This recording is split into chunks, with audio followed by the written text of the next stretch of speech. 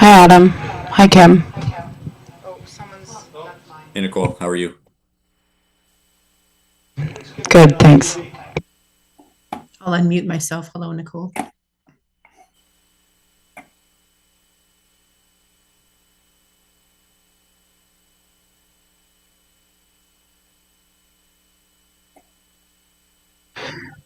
I'm just checking the sound. You're good. Okay.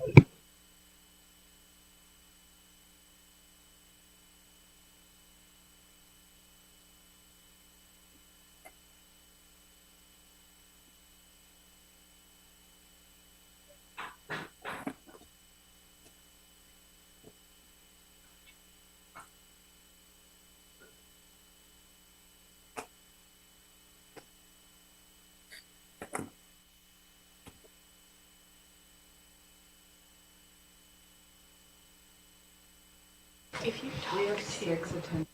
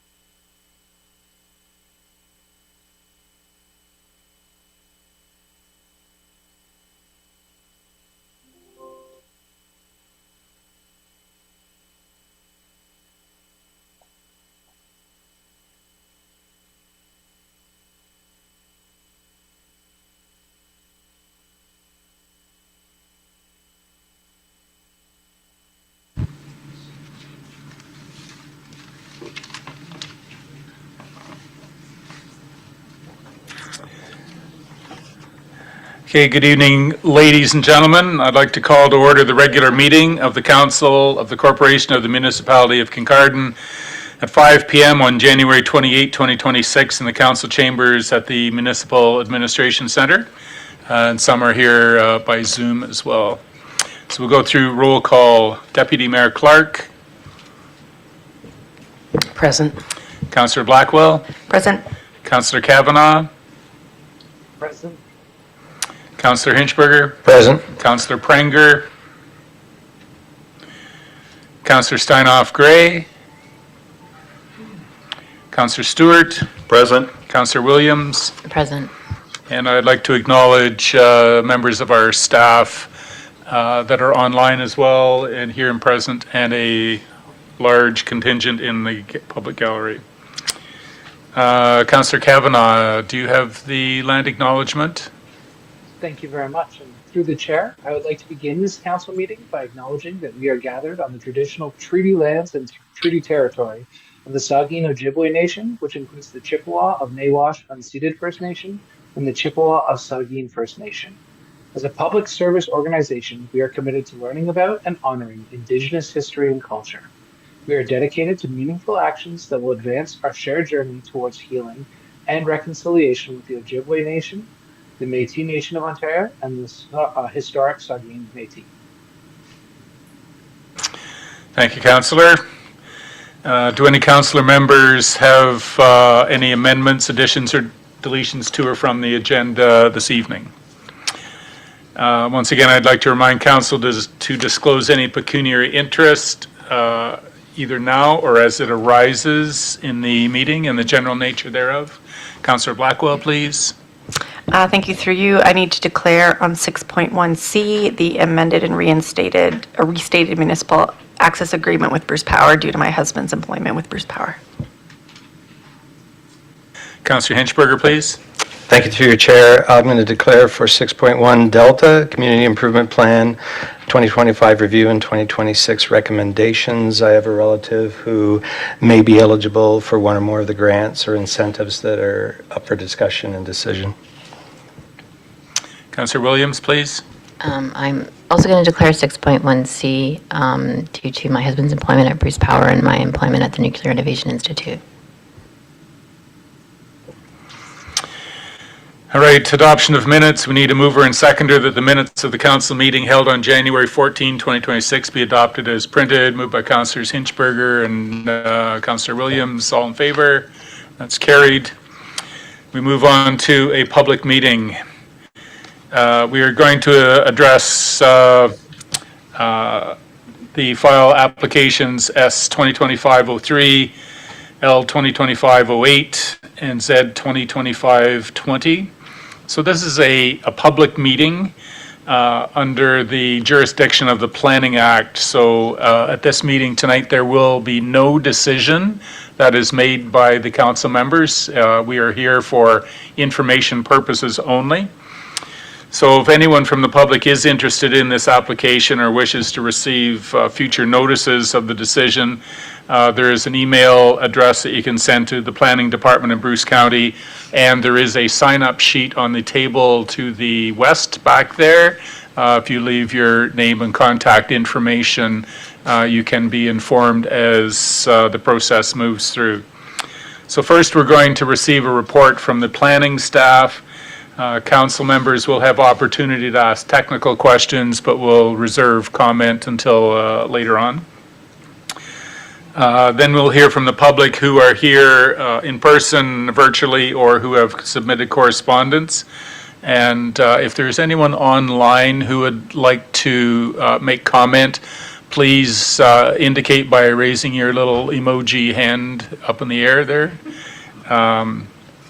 Members of the public are advised that the right to appeal any decision further on down this application, those appeals are limited to specified persons and public bodies as defined in the Planning Act, or the owner or the applicant of the land subject to the amendment, who have provided oral or written comments to council on the application before the decision is made. And if I still haven't figured all that out myself, so if you have any questions, Jake Boosfield Butisto is here this evening. Ask him. He'll be able to direct you if there are questions you have. So now I'd like to declare the public meeting open, and I would ask the Bruce County Planner, Jake Boosfield Butisto, to present the application, please. All right, thank you. Good evening, Council and members of the public. The proposal before you tonight is a proposal to develop a 32-unit subdivision known as Soaring Eagles Estates, consisting of single-family dwellings with municipal water and private septic services. These would occupy roughly 5.5 hectares of the subject lands. The balance, 6.5 hectares, would form a large block for conservation purposes, containing wetlands, woodlands, and wildlife habitat. In terms of the planning applications being considered, there is a draft plan of subdivision to create the lots and blocks. There is a proposal to amend the official plan So that would be to redesignate portions of the subject lands currently zoned natural environment to shoreline development, to reduce minimum lot size in the official plan from 1,428 square meters to 1,041, and to seek relief from maintaining an average of 30 meters of frontages in the shoreline development area as an average of around 22 meters is proposed. Third, there's a zoning bylaw amendment to rezone portions of the land which are currently planned development and environmental protection 2 to a residential 1 special. Further, to alter zoning bylaw provisions of the residential 1 zone to reduce minimum lot size for partially serviced lots from 1,800 square meters to that 1,041, and a minimum frontage of 30 meters to 22 meters. And finally, to increase maximum driveway widths from the allowable 9 meters to the proposed 10 meters. The purpose of tonight's meeting, as the mayor stated, is to provide information to and gain input from council and the public. The Municipality of Kincardine Council will, in the future, decide upon the official plan amendment and zoning bylaw amendment. Bruce County Council would subsequently be the approval authority for the plan of subdivision.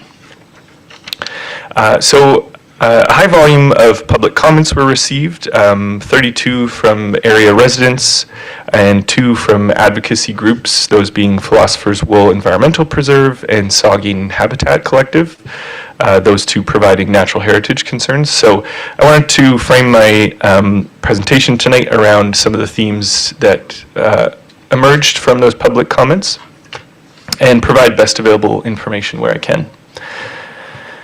So to work through those, one that arose was a request for fire flow and emergency response analysis. So the applicant would be required to conduct a test to demonstrate hydrant capacity. But typically, unless a known deficiency exists in a water main, this is done at a later stage in the design process, not as a precondition to approval. So Municipality of Kincardine operations staff have reviewed the proposal in this light and not flagged any issues. Another to arise is natural heritage. The review of the study supplied by the applicant. So the County of Bruce is the, we review and recommend against the provincial policy statements and local and county official plan for natural heritage. Prior to the passage of Bill 23, the Conservation Authority was provided expertise on natural heritage. Since then, the expertise rests with the county. So county staff have reviewed the environmental impact study, first received in October 2024, have provided several rounds of comments to clarify key issues. One key topic to emerge from that was the identification of seeps and springs at the base of the bluff that meet the definition, the provincial definition of significant. So part of protecting these is ensuring groundwater recharge from the tablelands above the slope where the development is proposed. So the applicant's engineer has indicated they can achieve this through low-impact development techniques such as infiltration pits. We have identified the need to clarify how much space is needed for this infrastructure on individual lots, given that the proposal already includes reducing lot sizes and needing to include tree retention, septic, a house, and a driveway on all this lot. So that's something that will be clarified. Another issue that arose from public input was the tree preservation areas. The feasibility of maintaining them and enforcing tree protection. So county staff have noted to the applicant through Natural Heritage Review the best practice of excluding tree preservation areas from private lots, in particular where they border onto the large block for conservation. Short of that, there are several layers of protection that exist in these instances. So first, the tree preservation requirements are registered on title to individual lots. Second, our recommendation is to apply that EP2 zoning, so that's the natural heritage zone, to those tree preservation areas. So that would clarify that they are not, they're not for pools or sheds or anything like that. They're for tree preservation. And thirdly, since the municipality passed the tree preservation bylaw in September 2024, it would be applicable to those identified areas. Another issue to arise was snow storage. So given the low density of the proposal, it's not an expectation to provide a specific plan for snow storage, in that the typical approach in a suburban context of plowing into front yards and the boulevards is anticipated here. Another issue was the density of what's being proposed. So the majority of the comments noted that the proposal represents a deviation from the area in terms of it's a higher density than is typically seen. Conversely, some commenters noted the opposite, that the development should include higher density offerings such as townhouses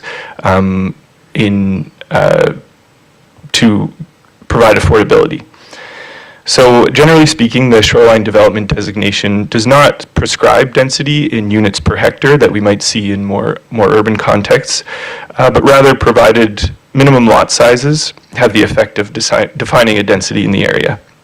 So the proposal does include a request to reduce the minimum lot size that's laid out in the official plan from around 1,400 square meters to around 1,000.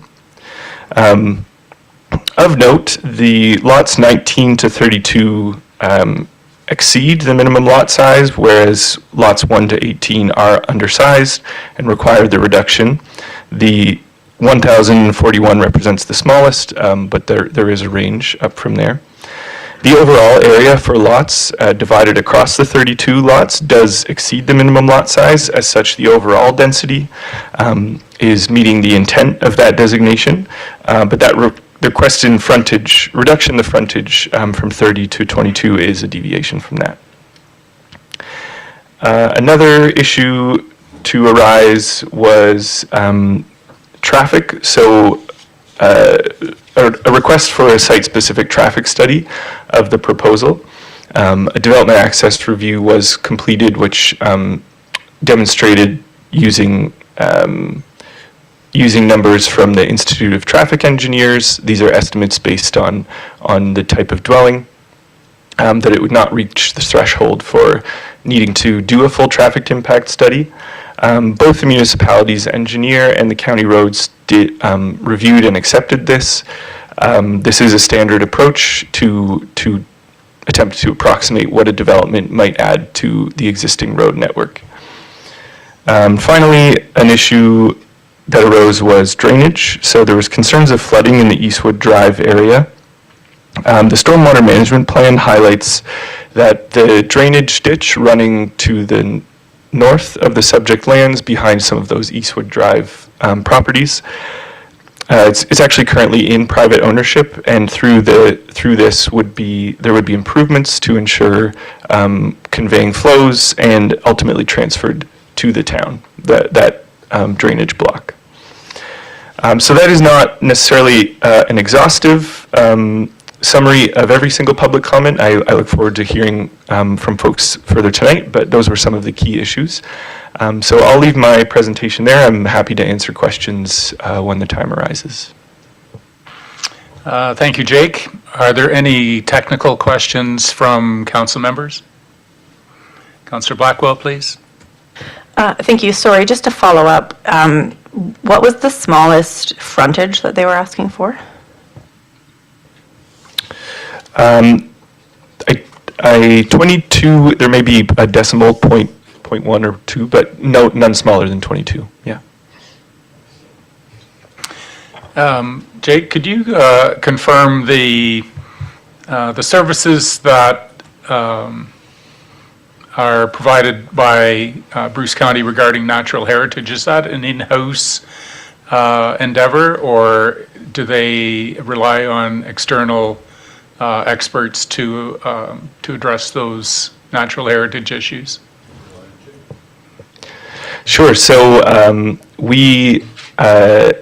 as I said, after the passage of Bill 23, certain staff were hired to bring that on board. I am one of them. I worked at a conservation authority previously, so I did do the review on this file. From time to time, we do require a peer review. It's an internal decision based on complexity of the natural heritage issues. This was done in-house for this file. Councillor Stewart, did you have your hand up? Yes, thank you. Through you, Chair, thank you once again. Thanks, Jake. Jake and I have talked before on this thing, so I just want to ask you a couple technical. The traffic studies, I get a little worried about using outside sort of peer stuff. We're in a unique situation here, and a very unique, because we have Bruce Power and we have 2 rush hours. And a lot of people along here could be working for Bruce Power, and you could actually get 30 cars coming out of here during the rush hours. I always think that we should take a look at that and maybe do a little bit of a peer study for traffic instead of taking a national or provincial or an international sort of study. So that's one of my concerns. The other concern is the drainage. I'm really worried about drainage. Anything from the flatlands coming down over the beeline, coming down, got to find a place to the lake. This area is really open ditch. That's the way we've done it, and we've had some problems with open ditch in the past, and it's cost us quite a large amount of money, like $2 or $3 million every time we have to put it underground. So I would really like to take a look at this. I know that the drainage plan looks at the site itself, but we need to get outside and make sure our public works people are going all the way to the lake. Because, you know, the last thing we want to do is flood the people that are already existing there. One of the other Question in there, Bill? Yes. Could you ask, are our public works actually going to extract this right to the lake? So I would say first, the applicant's consultants are here, and I would recommend when the time comes, they can give a better technical overview. But there is an existing avenue that goes under Birchwood. So the drainage would connect to that, which then takes it to the lake. There are issues that have been identified, existing issues. It's the applicant's responsibility to ensure they are not exacerbating existing issues. Yeah, I'll leave it there. Councillor Hinchberger, please. Thank you to you, Chair. The minimum lot size in this case is largely dictated by having enough area for the private septic. Now, can you go over to like the high level, sort of the analysis that justifies that a smaller area will suffice for dealing with the septic from these properties? I can, and I would also maybe call on, would this be the time to, if municipal staff can chime in, or would that come later? Yeah. We can wait until the right person's standing at the microphone to answer that question.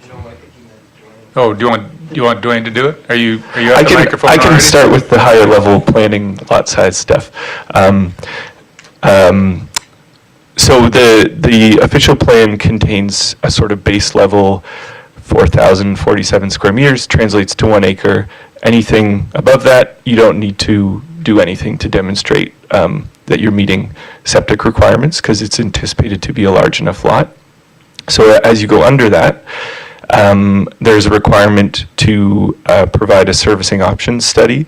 So that, and in that is a nitrate study. So that is ministry guidelines to ensure that your septic is, as the effluent leaches out from that, when it reaches a lot line, it is below a certain threshold. So we see this quite a bit in these sorts of partially serviced areas where the results of those studies are that it can be done if a certain higher standard of septic is provided. So that's the case here, where this is where I'll go to Dwayne to maybe give some of the technical on what makes these septic systems unique. But it is common to have these findings, and it is it is entirely possible to ensure through the subdivision agreements that these get implemented.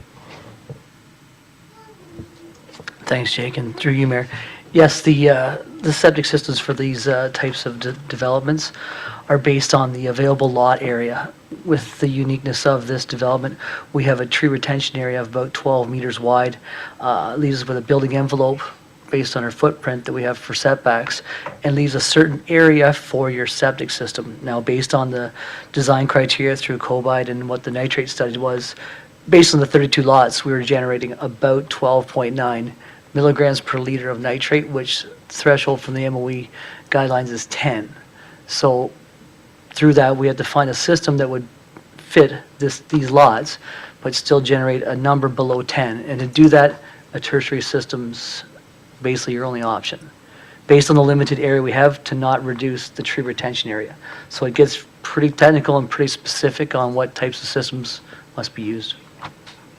And as far as you're aware, this is like proven technology, and there's other examples in the municipality where we have tertiary treatment for septic because of considerations like lot size, and it functions as it's designed to do? Correct, through you, Mayor. I do believe Mystic Cove also went through something similar to this, and they have tertiary systems. Okay. Councillor Stewart, please. Thank you again.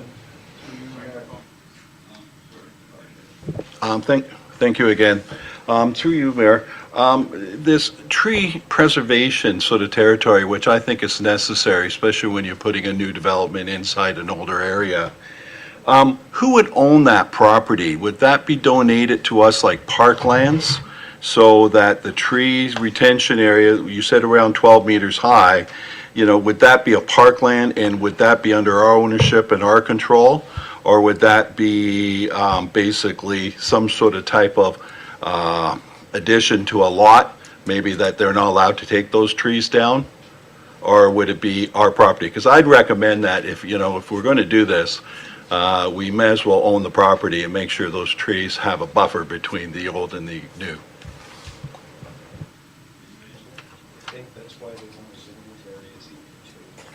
So in what's currently proposed and shown on the draft plan, they would be owned by individual lot owners. So the back 25% of a property, 25% is just an estimation, but between 12 and 13 meters in the most narrow parts, is owned by a property owner. The best practice that I had noted there is just something we are starting to see in the county in certain developments, to instead of have those on lot, to have them isolated as blocks. So typically they would be owned by the municipality. It's not without complication. There is, then the municipality has the maintenance questions do arise. There also has to be discussions around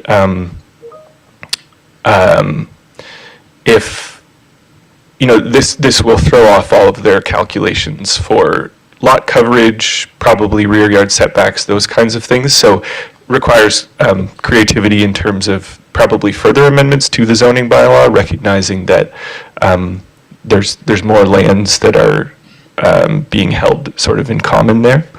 In terms of the zoning bylaw, that's what I just wanted to highlight, as the municipality does now have two tools that have recently been added in terms of the EP2 zone and the tree conservation bylaw, that should the avenue be to leave them on individually held lots, there are a reasonable amount of layers of protection in place.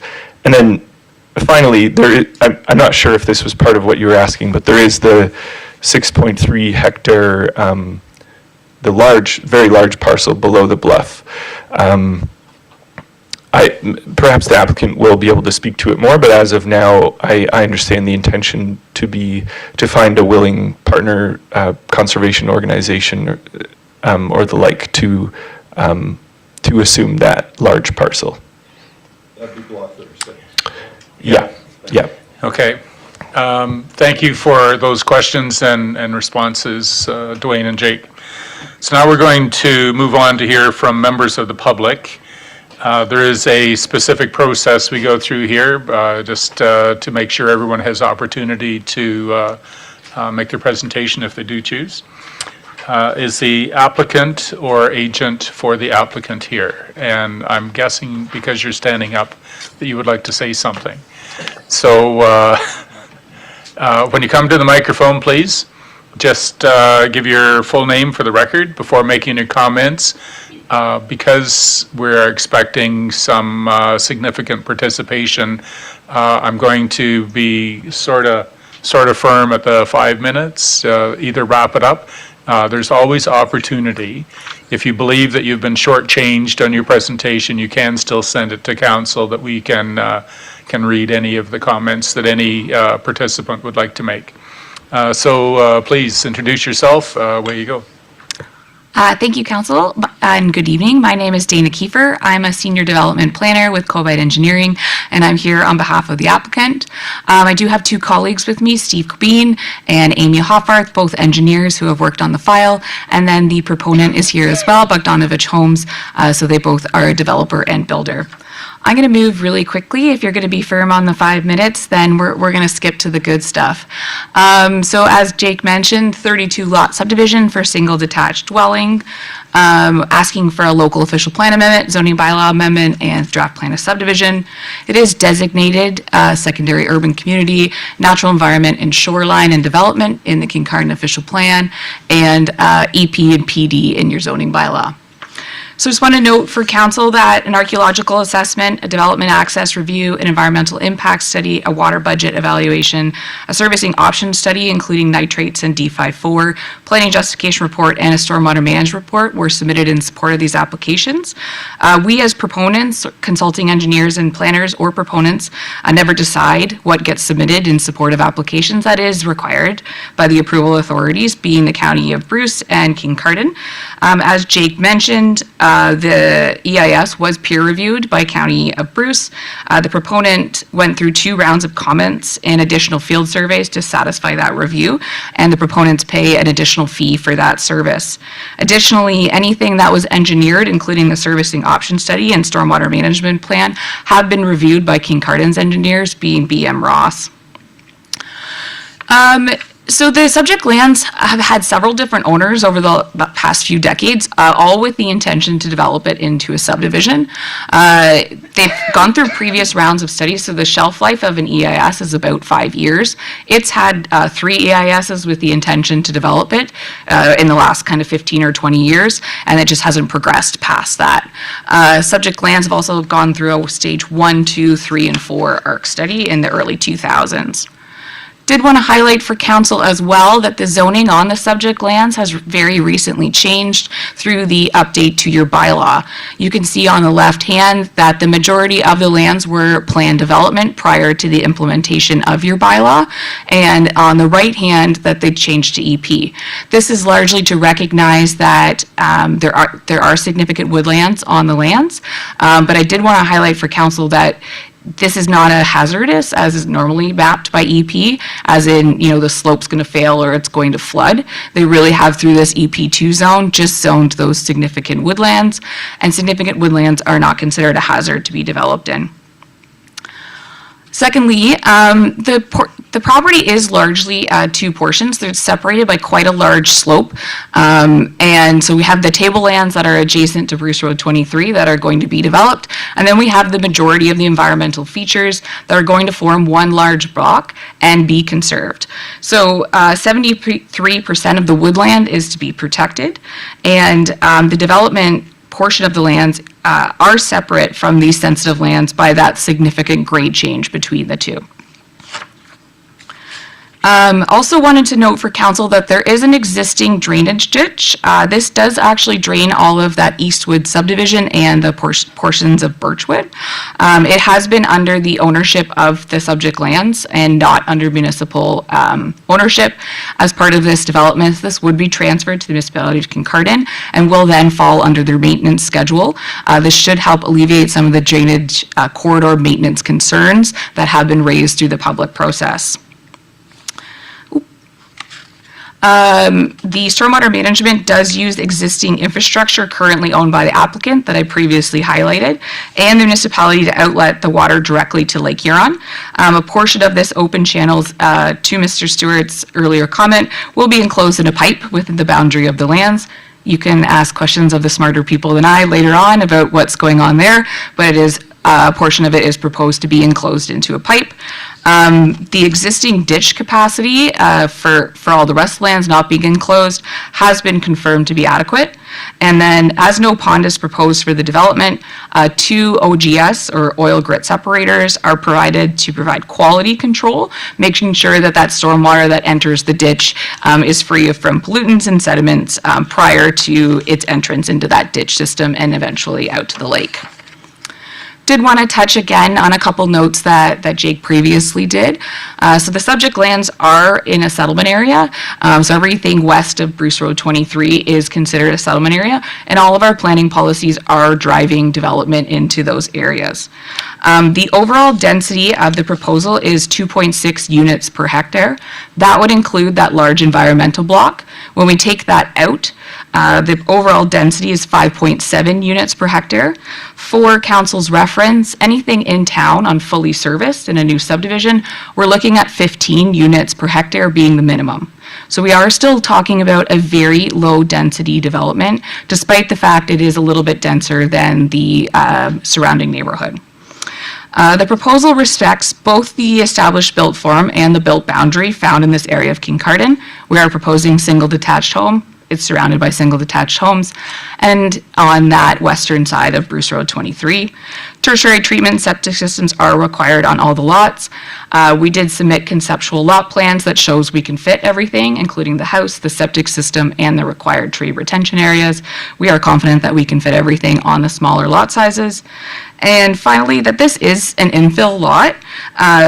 It is a bit of a challenging shape and angle to accommodate lots on either side of a proposed road, but also from that subdivision design perspective, moving frontage and lot area in between where that drainage ditch is challenging. We're kind of stuck with what's north of the ditch and what's south of the ditch. So it is driving, again, some of those requests for lot area reductions and frontage reductions. Traffic study, access review study was submitted. Traffic engineer did take a look at it, did say in that he wasn't concerned about the overall traffic implications, didn't think a traffic study was warranted in his professional opinion. The access review study looked at how close that entrance of the new road was to Bruce Road 23. Again, that study found that to be sufficient. And finally, just touching on what Jake touched on the tree retention area, it did come up a lot through the public comments. A tree retention area is proposed, so it's slightly different than a buffer. So what that is going to do is ensure connectivity from the woodland to the south in that large block we're going to keep to the north part of the woodlands. So there's multiple ways that these are enforced on public property. First of all, that's through the subdivision agreement, and that's registered on title. In the subdivision agreement, there's usually the requirement for restrictive covenant. That also goes on title.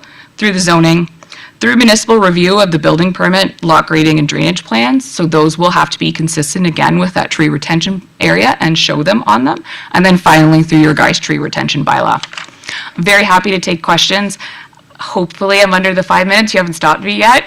Darn. I was rushing, but that's it. Thank you. Thank you. There was some grace. You were answering questions that council had presented before, so we either answer them in the presentation or take the time and answer them in questions. Okay, thank you very much, Dana. Is there anyone else who would like to speak in support of the application? Yes, come on up to the microphone. Just want a couple. We're together, yeah. Okay. I'll admit to it. So you live in the same house, sort We of live in thing? the same house, we do. Okay. Your name, please. Jennifer White, 7 Eastwood Crescent. Bruce Fenton, also 7 Eastwood Crescent. And so I did submit this electronically, but I only did it today, so to make sure that members of council did have this information. We are 7 Eastwood Crescent, so we would back directly onto this subdivision. We did have some concerns about drainage that we raised with the developer, who gave us all of the required studies. And I will say that we've been through the studies. I had Bruce read them to me because I do enough reading in my everyday work. So he read them to me. We have gone through the studies. This does appear to actually improve the drainage for our property, so thank you. That would be wonderful. And we just say we know that it's very difficult for council to balance a public opinion and development, and this does seem to meet the requirements for development in that area.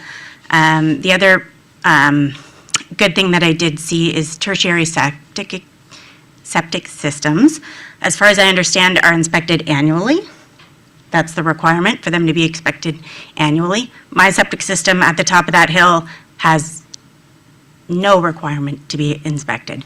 So I know that all of these ones that are going in behind me are actually going to have better septic systems than I currently have right now as well. So that makes me feel good about that. And we did have concerns about the trees as well, and are satisfied with the 12-meter setback as well. Anything you want to add? In fact, the tree retention is bigger than we expected, so we're satisfied with that. And we recognize the need for development because there's a chronic housing shortage, not just here, but all across the country. And I know you don't often hear from folks who are satisfied with the development, but we thought we'd come out and say that. Okay, thank you very much. Thank you. Is there anyone else who would like to speak in support of the development? And it's like I'm supposed to do this, it sounds weird. Is there anyone else who would like to? Oh, there's one online, okay. There is a hand up online. Ms. Thorburn, would you like to speak in support of this development? Sorry, this is Peter van Euren and Carol Thorburn. We're opposed to the development. We just had our hand up early. Okay, we'll put you on the list to come back to you when we get to that section, okay? Thanks, Carol. Is there anyone else who would like to speak in support of the development? Okay, thank you very much. Is there anyone else who has questions, concerns, or objections to the application that would like to speak to this, please? Yes, sir, if you would come up to the microphone, state your name, please. Good evening. My name's Dave Menney. I've lived at 12 North Cedar Lane for 50 years. My property is located immediately below the steep and sand gravel slope separating the development area on the tablelands from the existing subdivision below. I've submitted a separate letter identifying technical concerns with the proposed development as presently designed. These concerns include stormwater, groundwater, and slope stability. Tonight I want to, for the record, register my opposition to the development as designed. Within the official plan and the most recent comprehensive zoning bylaw, there are constraints and controls for developing the shoreline. The shoreline development area is treated within these documents as being unique and separate from the urban development area of the municipality. In reading through the studies and reports made available to the adjacent landowners, I question why it is okay to amend the zoning of EP2 lands to R1 residential, and then on top of that, consider it's okay to approve undersized lots. This is not the urban development area. The shoreline development has stipulated controls evolved through meaningful thought, objectives, and rationale. This proposed development must be assessed against these objectives and rationale, considering why rather than why not. This development should simply follow the long-established rules for shoreline development. The studies for development have not been completed sufficient evaluation of the adjacent woodland and wetland. These natural heritage areas are extremely important to shoreline areas. The studies completed to date identify sensitive features and species at risk. The full characterization of these studies must be completed with setbacks and other protective measures put in place to ensure the environment that is worthy of being protected remains protected. Finally, I must say this development, when inhabited, will generate, through the use of septic systems, partially treated septic effluent that will flow down upon the houses below the slope. The groundwater in the tablelands has not been investigated or assessed, and these septic systems will not produce drinking water or surface water quality effluent. The increased density resulting from undersized lots will result in increased sewage, will exacerbate this concern. This is the groundwater that will flow into my neighbors and my backyard. A detailed groundwater study and modeling exercise is definitely required to ensure we get this right. Thank you. I'm sure I'm under my 5 minutes. Thank you very much. Is there anyone else from the public here with questions or concerns? Suzanne, please.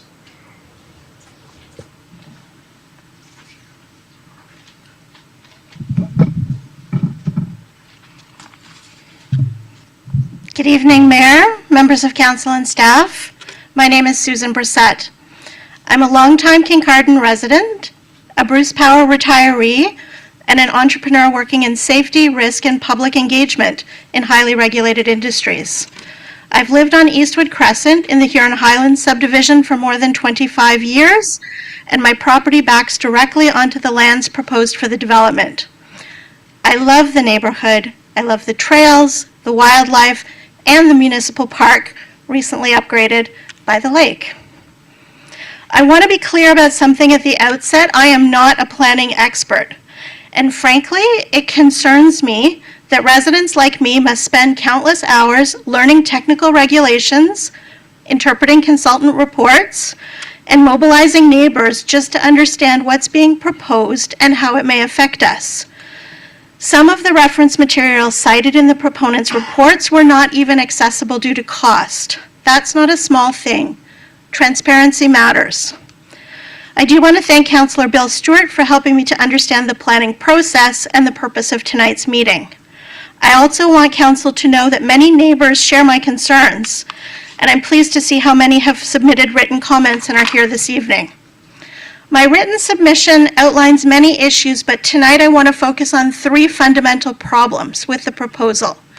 The scale is wrong, the studies are inadequate, and the risks are real. First, the scale is wrong. The proposal puts 32 homes on lots that are half the size or smaller than those in the surrounding neighborhood, packed directly behind existing homes and accessed by a single road. That is not thoughtful or context-sensitive intensification. It's forcing density onto lands currently designated for environmental protection and calling it shoreline development. The scale does not respect the existing character of Huron Highlands. It does not reflect the established pattern of development, and it risks real impacts to property values, privacy, and quality of life for people who live there. Second, the studies are inadequate. I'll use the traffic study as just one example. The traffic review relies on generic national averages and concludes that 32 homes would generate roughly 26 trips in the morning and 34 in the evening. Anyone who lives here knows that does not reflect reality. We have no public transit. People can't walk to work or school. Most households have multiple vehicles, multiple work schedules, and additional trips for school drop-offs, activities, errands, and all the Amazon deliveries. Yet there was no local traffic count, no site visit during a Bruce Power shift change, and no assessment of winter driving conditions on that hill on Parkwood Road.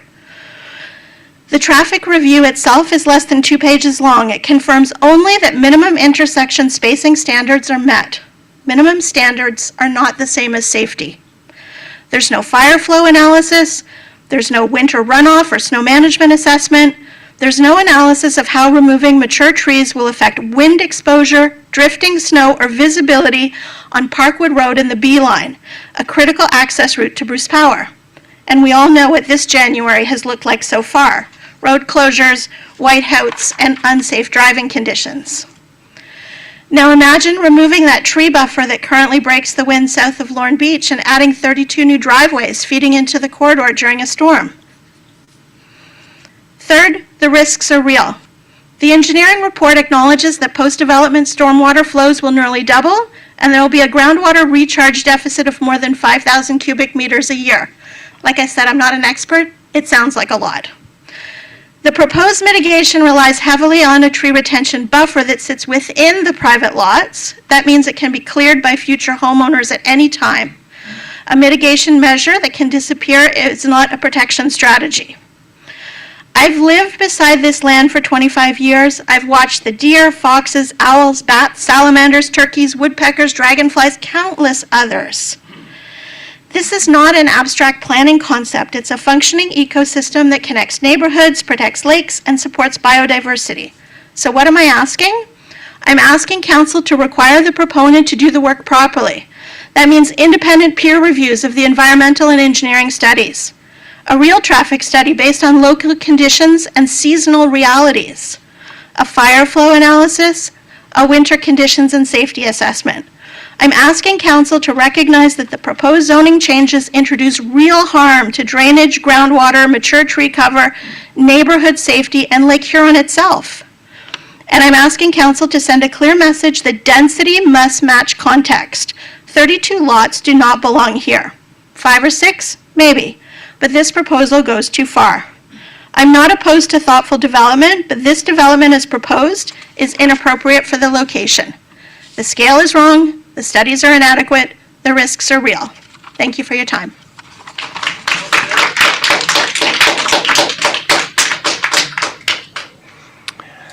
Is there anyone else who would like to raise a question, concern, or objection? Yes, Kevin, please.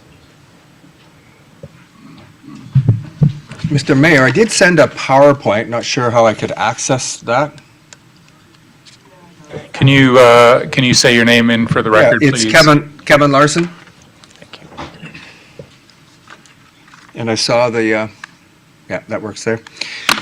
Okay, everyone, council members, city staff, and fellow residents. My name is Kevin Larson. My wife also supports me in this presentation. We have a straightforward concern.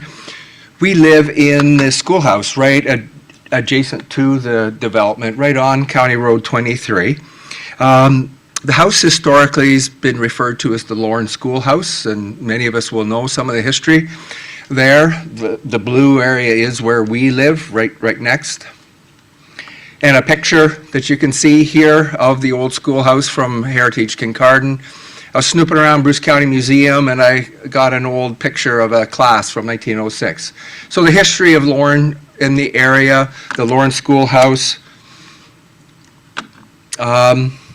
is there. An old map with Lorne shown just north of Kincardine, south of Inverhuron from 1878. And my PowerPoint went missing.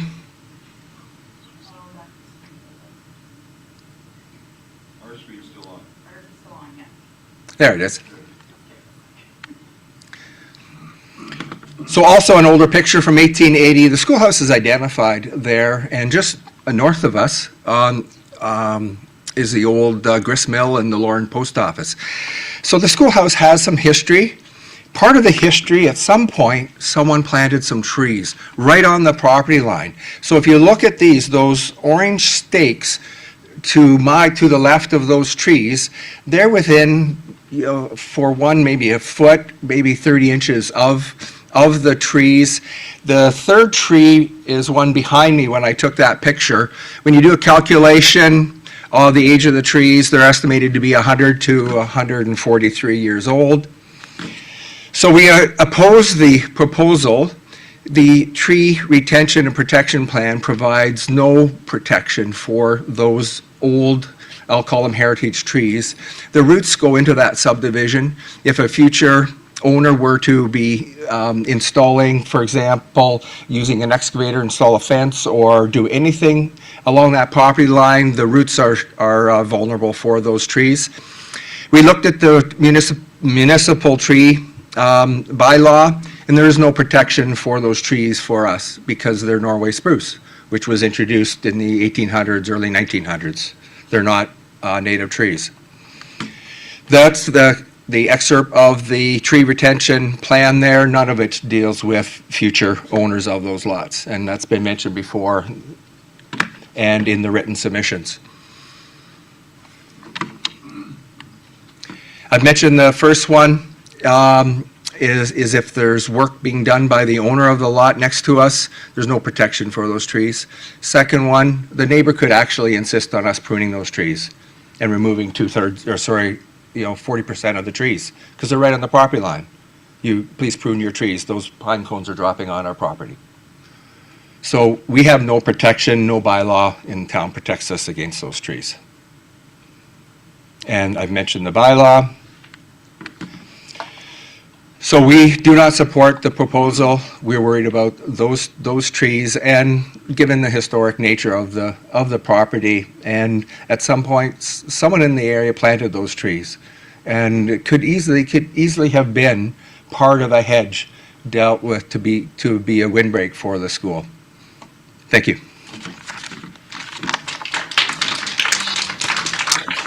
Is there anyone else who would like to speak? Yes, Jackie, come on.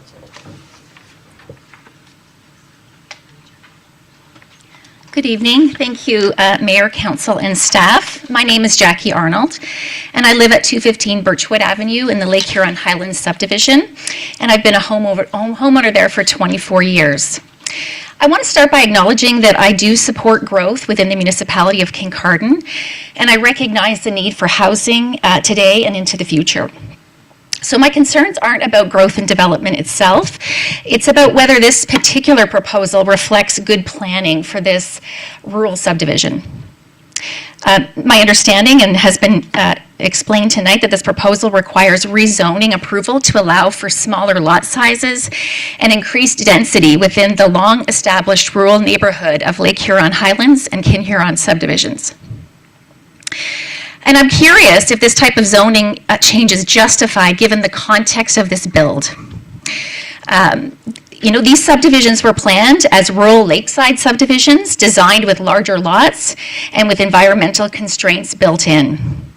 Rezoning this land and introducing smaller lot sizes and increased density represents a significant shift from the original planned intent.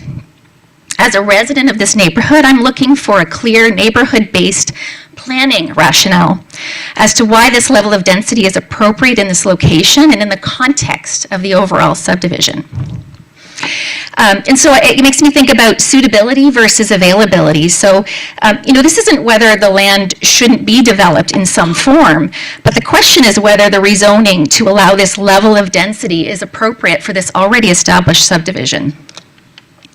The fact that the land is available doesn't automatically make it suitable, particularly when rezoning is required and when there are potential environmental and servicing impacts that haven't been fully studied. If we look at environmental and drainage impacts, location of this proposal matters. As been discussed, 32 new homes at the highest point of the subdivision, an existing subdivision, in a mature rural neighborhood with a significant slope. So 32 new septic systems in a partially serviced area. Homes are connected to municipal water, but wastewater is managed through, as we know, these private septic systems. Concentrating that many new septic systems at the highest point of the subdivision raises long-term environmental and drainage concerns. It also means a significant amount of increase in hard surfaces, a significant loss of trees now, and as already raised, when homeowners settle in, what does that look like in terms of preserving those trees? All of those things affect how water moves through the subdivision, with runoff flowing toward long-standing existing homes below. And we also know that the consequences of drainage and environmental impacts, we don't always see those right away. They can happen over time. And that risk shifts to the residents and shifts to the municipality. Already cited traffic and safety concerns. The cul-de-sac design with just one way in and one way out, connecting to Parkwood Road in very close proximity to the B line, as already raised by others. The significant traffic, the number of trips to town that I do, the speeds at which people travel creates further risk at that particular intersection. And lastly, I'm concerned about the precedent. Rezoning this area enables increased density within long-established rural neighborhoods. And how council handles this application will set a precedent and send a clear signal about what may be considered appropriate in other rural lakeside neighborhoods where there's environmentally protected land.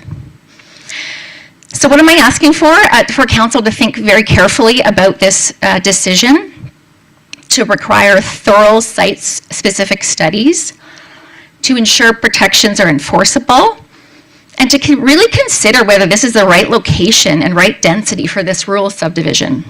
Hearing a lot of like, this can work, and we had to, really, it's almost like you have to jimmy this in to make this work in this area. It makes me wonder if it's thoughtful, and I'm really encouraging council to think about that. And to not approve rezoning unless there is a clear neighborhood-based planning rationale, complete enforceable studies demonstrating that this level of density truly fits this rural neighborhood location. Thank you.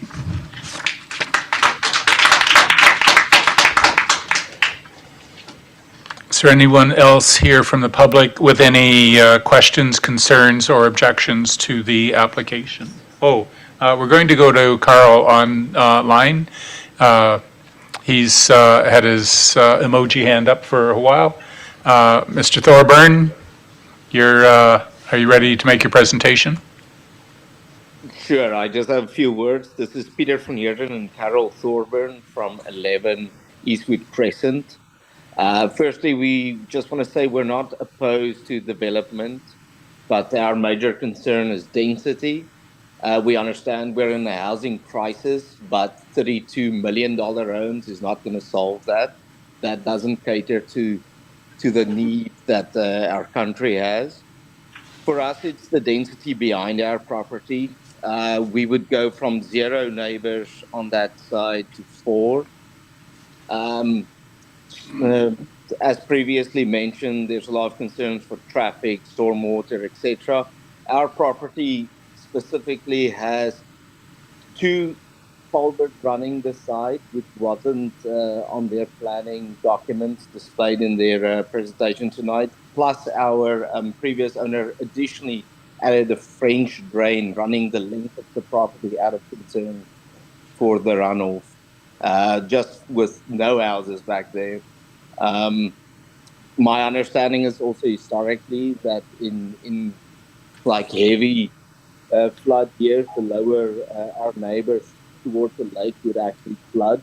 And with building 32 densely populated houses now on this property, the property essentially acts as a water sink and slowing it down to go down the hill. So I don't think adding 32 homes will help that at all. I would also bring notice that the reduced lot sizes are all at the start of the street, which is all bordering the existing neighborhood's houses. Further, just making this a bigger impact on the existing neighborhood. Other than that, I will say thank you to our neighbors acting on our behalf and being so diligent on this issue. Thank you for your time. Okay, thank you very much, Peter. Is there anyone else from the public who would like to speak to this issue? Yes, your name, sir. My name's Alan Morton. My wife's Chantal. We live on 595 Bruce Road 23. Kevin's our neighbor. Our property line will completely border on the subdivision. So our property line goes east to west towards the lake. Currently, that's all forested area on our side. There is a fence there. A page wire fence has probably been there longer than I am of age. So many places it's down or non-existing. Our property where it is treed has lots of trails through it that were built by others before we moved there. Wide enough for ATVs, motorcycles, all that sort of thing. So I'm wondering what kind of fence will the developer build that will keep people from coming out their backyard and across our property? Secondly, where the turnaround area is, Jake knows this, we talked about it, that's bordering on our property. Will the headlights all be shining in my backyard? In the evenings when I'm sitting out there having a beer in the summer? I just need to know, what are the plans? Okay, those are very pertinent questions. Appreciate you coming to make those expressions. And unless I miss my guess, Dana is writing furiously back there to record those comments, and our staff will also be aware of them. As the project continues, more detailed site plans will become part of the project, and your concerns, not really so much about the zoning or the density or anything. It's about, in the event that these houses are built, how do we mitigate any of those adverse effects? So your comments are well taken and would be certainly considered if the project moves forward. Okay. Thank you. Thank you.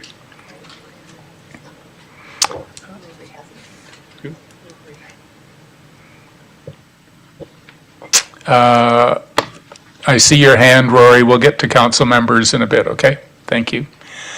Yes, your name, please. My name's Elisa Musselman. I live at 15 Eastwood Crescent, and my husband Joe is here with me. We're residents of 15 Eastwood Crescent for 30 years, and our property backs onto the back ditch that we were always under the impression was municipally operated, but it sounds like from tonight it's the property owner that has been responsible for maintaining that back ditch. I'm not sure. That wasn't really clear to me when you had spoke about that. And I'd had a question like, who actually is responsible for that back ditch as we know it now? We've had issues over the years with drainage, and our concern is now with an additional 32 homes being backed into that ditch for drainage, it's going to just make the problem worse. We've been escalating this over the years. I think it's been talked about at Saugeen Valley meetings. It's even in the material prepared by this organization that in 2023 or 2003 and 2010, residents had a concern about the waters issues in our subdivision, and nothing has been addressed. And now we're going to put 32 homes onto that back ditch to drain. In the meantime, a farmer's field across, I guess it would be on the east side of County Road 23, has put drainage into that ditch. Nobody has to get any approval for that. So now we have, I think it's, 73 acres that now drains into that ditch. And now we're going to put another load of 32 homes on it. So I think more work needs to be done addressing all of the issues that the residents have brought to you today before this subdivision goes any further.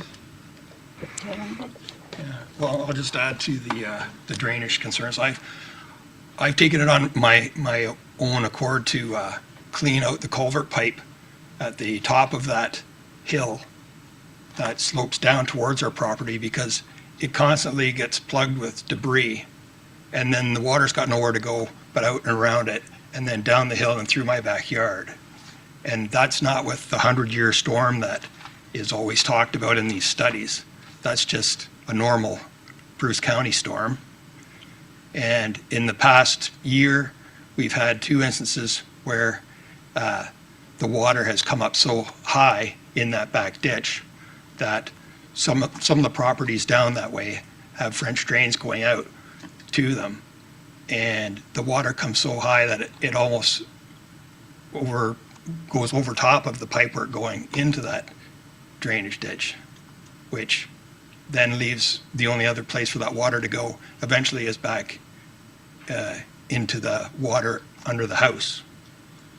I've noticed that since that farmer field was tiled, that for some incongruous reason, the water table in my sump at my house has risen about 5 inches with that. And that's over a couple of years that field has been tiled. What is 32 houses going to do to it? Is it going to also add to this? And am I going to be coming to some meeting sometime about having a chronic problem with basement being flooded? So that's my main concern. I hope it gets addressed. Thanks.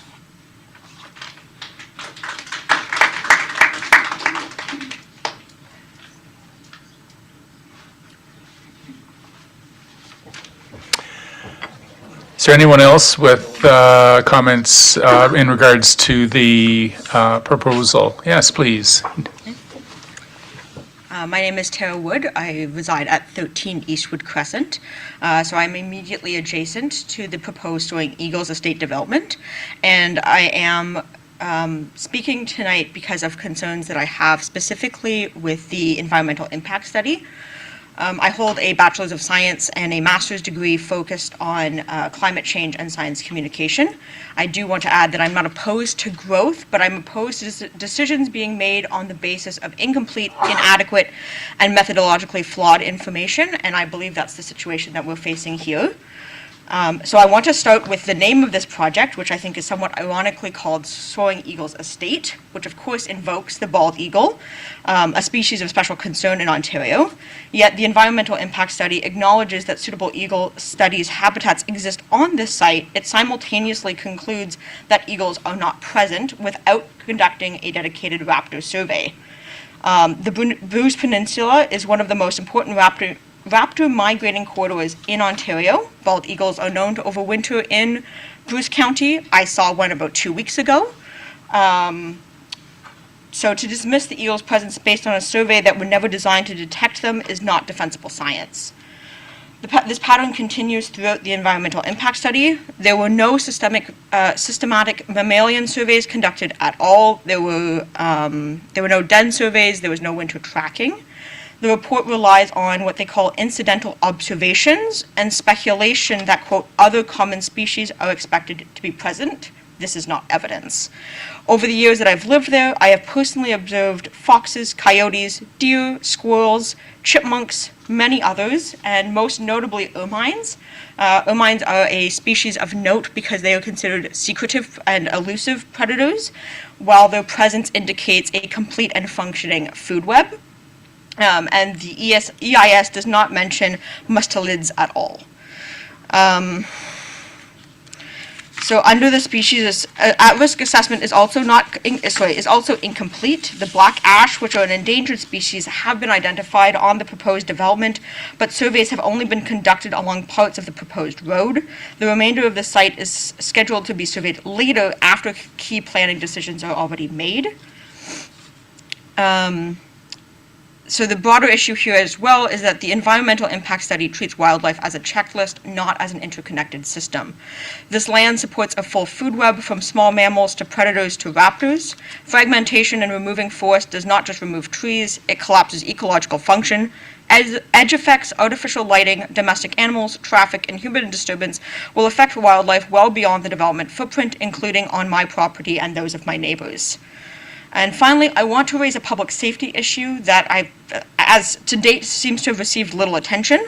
So as everybody knows, I'm sure, the development sits within the 10-kilometer detailed planning zone of the Bruce Nuclear Generating Station.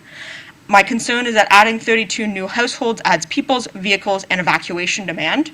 And I'm asking Council to confirm whether emergency management officials or Bruce Power have been consulted and whether evacuation capacity has been reassessed in light of this proposal.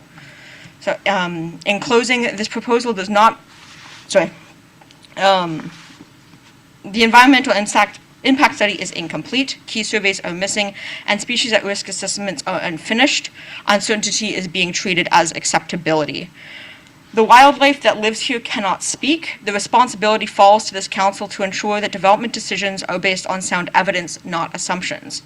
I'm asking, therefore, to require comprehensive, multi-season studies and independent peer review before allowing this application to proceed further, and for the council to not allow Soaring Eagle Estates to become a development name for the wildlife that it helped erase.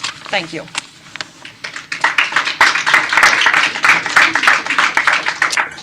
Is there anyone else who'd like to speak regarding questions, concerns, or objections to the application? Yes, your name, please. My name's Elizabeth Rouse, and I live at 14 North Cedar Lane. I first want to apologize to my neighbors that I'm not quite as eloquent as them, and I'm in healthcare, so I'm not as trained in these areas. But I do agree that a detailed water study is prudent. There needs to be assured that it's not in any conflict of interest, how it was done and who did it, and that the correct time of year and the correct water flow for what actually exists in our area needs to be taken into account. We back onto Block 42. We are at the bottom of the hill. We have done everything we can to upgrade our property because there was a natural spring in our backyard to suppress the excess water. We've already been just on the edge of flooding and at the very start of flooding, and we're doing everything we can to control that. We need to make sure that if any extra water is going to be put into our neighborhoods, that there needs to be, again, diligent studies with no conflict of interest. I hear from a speaker, I believe it was Jake, that blocks are for wildlife and wetlands. However, if I'm reading the documents correctly, Block 42, being behind our home, is listed as being suggested for roads, walkways, and there was one other wording there, but roads and walkways wouldn't comfort me into thinking that that's being preserved for wildlife and wetlands.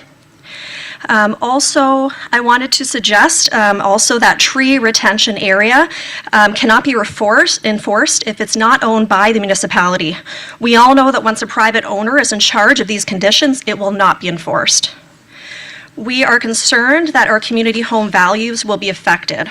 We are a rural residential area with larger lots and surrounded by forest, hence our road is called Cedar Lane.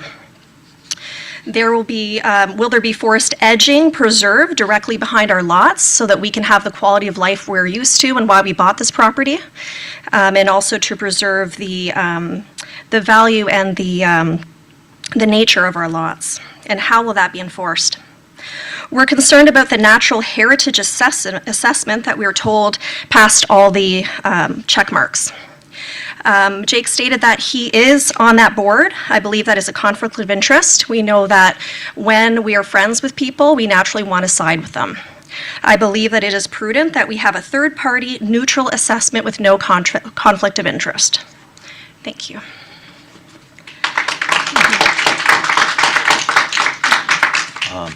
Sorry, my name is Martha Rouse, and she touched on most of the things, but the housing issue that was brought up, there's a subdivision down on 23 that's been there for about 5 years, and I don't think 10% of the homes are sold there. They're probably around the same size as this development. So affordable housing is in shortage, yes, but not these type of homes. And our major concern is with the flooding in the lower area below the hill. There is a ditch that the Eastwood homes back onto, but North Cedar Lane homes, there is no ditch on that side of that block of land, and installing all this flat land up above paved surfaces, I don't think it will help the situation there, so I believe that should be assessed for water runoff. And that's everything. Thank you. Thank you, sir. Could you give your name? I didn't catch it. Mate Raus, M-A-T-E, and last name's R-A-O-S. Thank you very much. Is there anyone else with who would like to raise a question, concern, or objection to this proposal? Anyone else with any comments in objection to? Okay. Oh.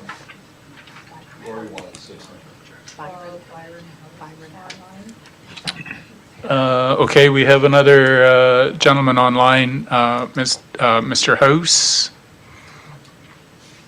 You have your hand up, sir? Yep, thank you, Mr. Mayor and members of the council. I appreciate the opportunity to make a comment on the applicant and the proposal before us.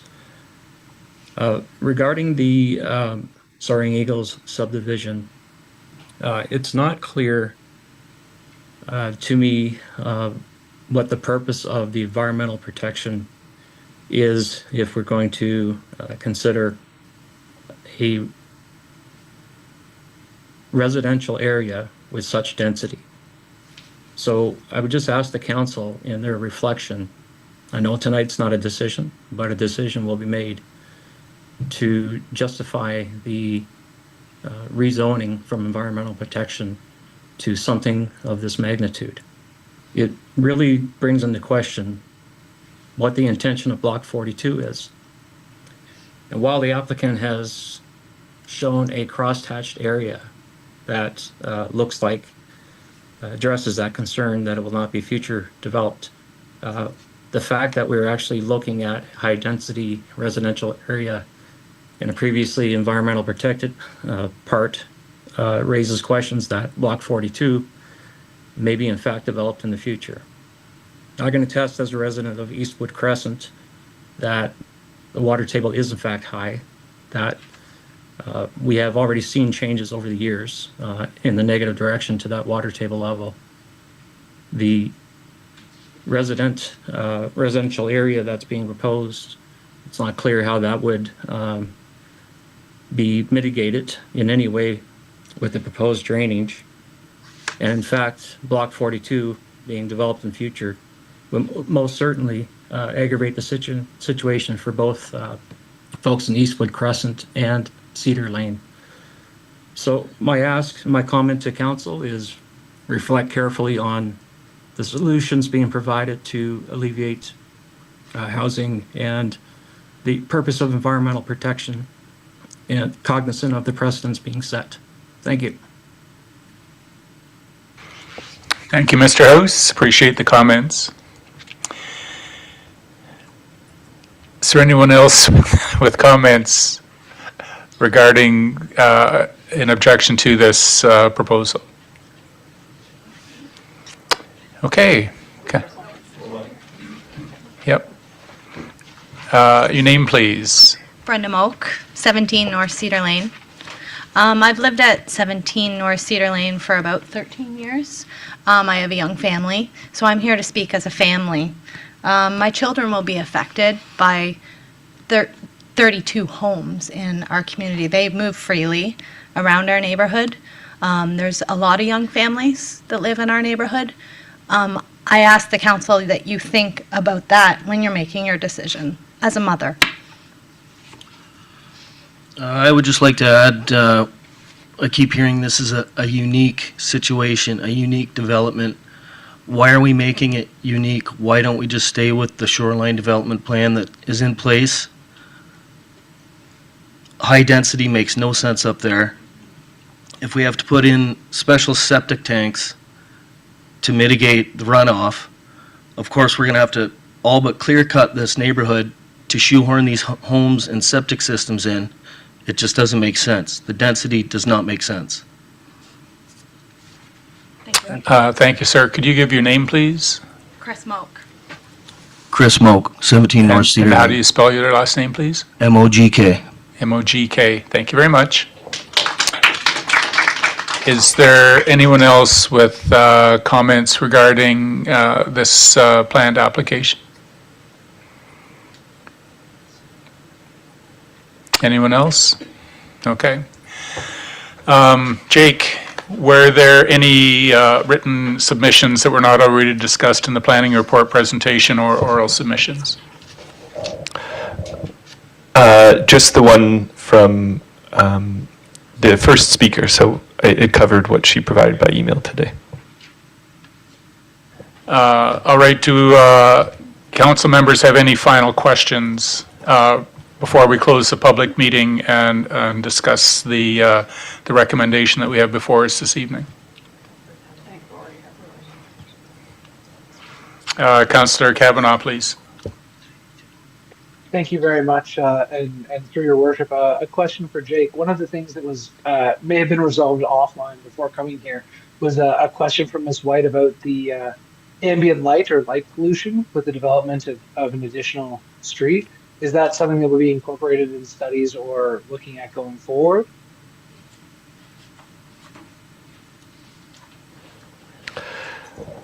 That can be addressed as a condition later through the subdivision process, which would then be executed in the municipality's site plan approval stage. And it's the council. And it's the council that gets, staff recommendation and council recommendation that determines those, the considerations. I'm thinking of the fence, ambient lighting, a number of issues. They will all be addressed should the application go forward. That's right. It is the time to bring those issues forward because we can capture them as conditions in the draft plan. Yeah.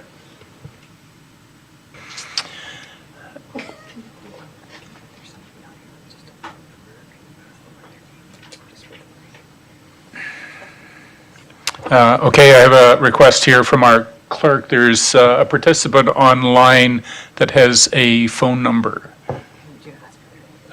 Just for our records, it's one of those requirement things. Could you identify yourself if we could get your name, please? Can you give me the phone number?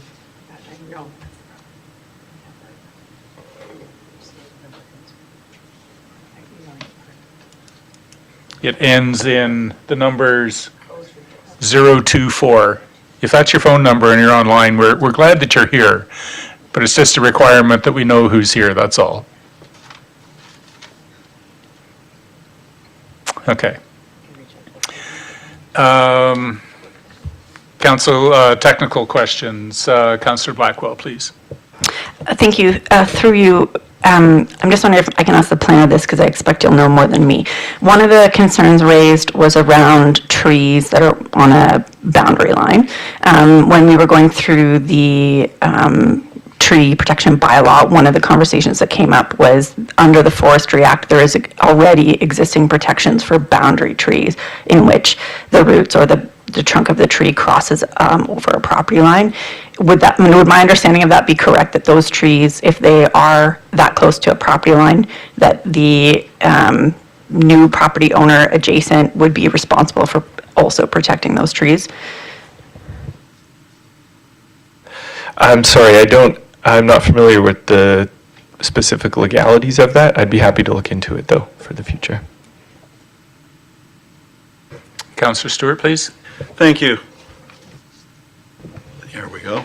And through you, Chair, this is sort of a future question. I know we're going for the amendment and we have to go for rezoning, but eventually, if this thing ever went through and got passed, eventually we'd have to get down to our responsibility and, and what our plans are. Maybe this is asking a question that we can't answer right now, but are we looking at putting sidewalks and curbs and street lights and make it look like a city sort of subdivision, or what are our thoughts about that?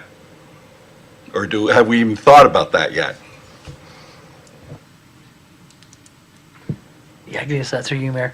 Right now, we're in the draft plan stages, and we haven't got to the subdivision phase where that municipal right-of-way is deeded to be a 20-meter right-of-way, which will be built to a municipal urban standard, which is our municipal cross-section for an urban street, which does include sidewalks. That's where that's at right now. We'll have to go through further discussion stages to see what that looks like, but I will probably deal more with our director on that aspect when we get to that. Councillor Williams, please. Thank you, through you. A question for the planner. In the current kind of state of the lots or of the property, like if there wasn't an official plan amendment or we didn't do a permit to reduce the lot area and frontage, like how many lots would be suitable kind of in the current state for development? Well, I guess there's a few ways to approach that. One would be because of the PD and EP zoning on the property, there's no way to advance any development with a planning application. I'm guessing you're getting at if the reductions were not requested, what's the number of lots? I don't have that in front of me. I could probably make a guess in a few minutes, but I'd rather get back to you with a clear number. But I understand the question. Yeah.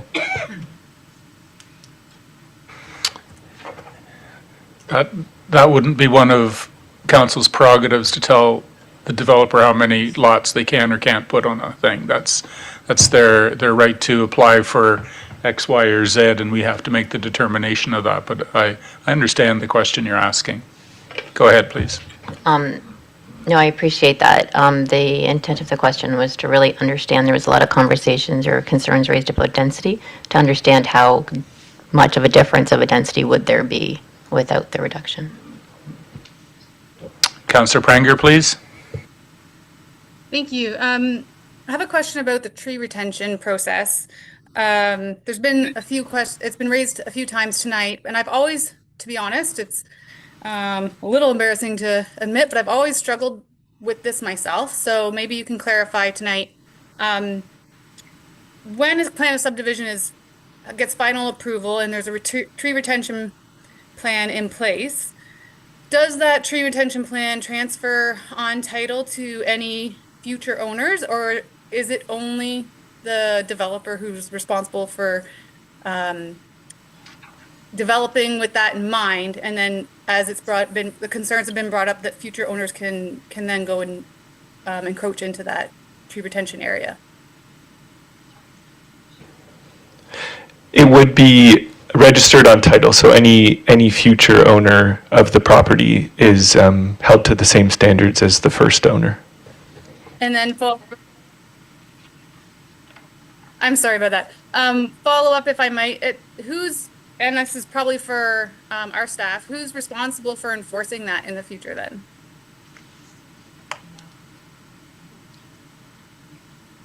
Did you just volunteer because you put your hand up, or did you have the answer?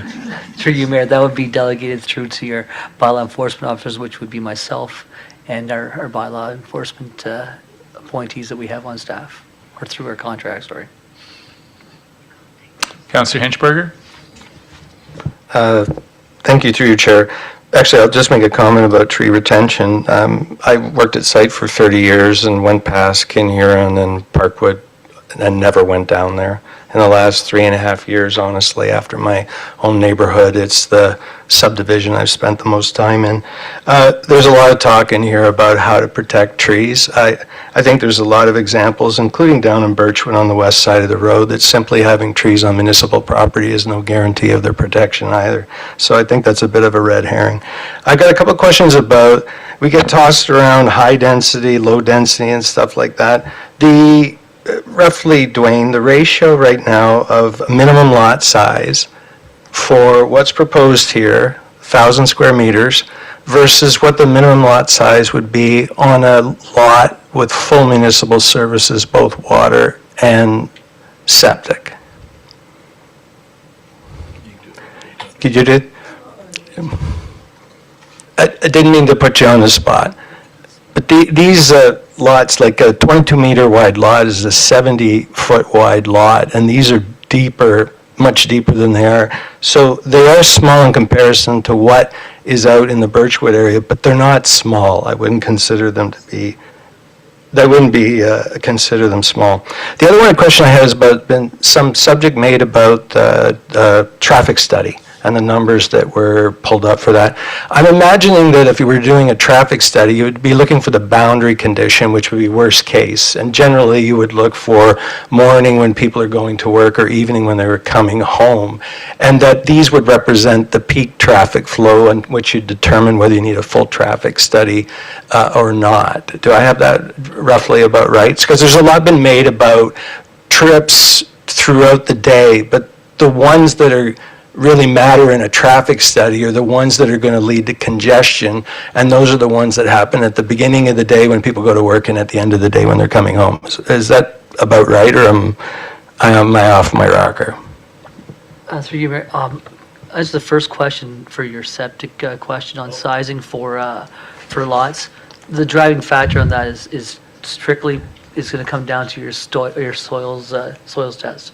If you have heavy soils like clay or rock versus a loamy like a sand or something, that's going to increase the area of your footprint for your septic. That really drives the size of your lot needs. In this particular scenario, we've had soils tests that range from 8 to 50. So 8 being really fine, almost a filter sand, to 50 being very heavy, dense clay. That's why we have a variation on our lot areas, or sorry, on our septic field areas.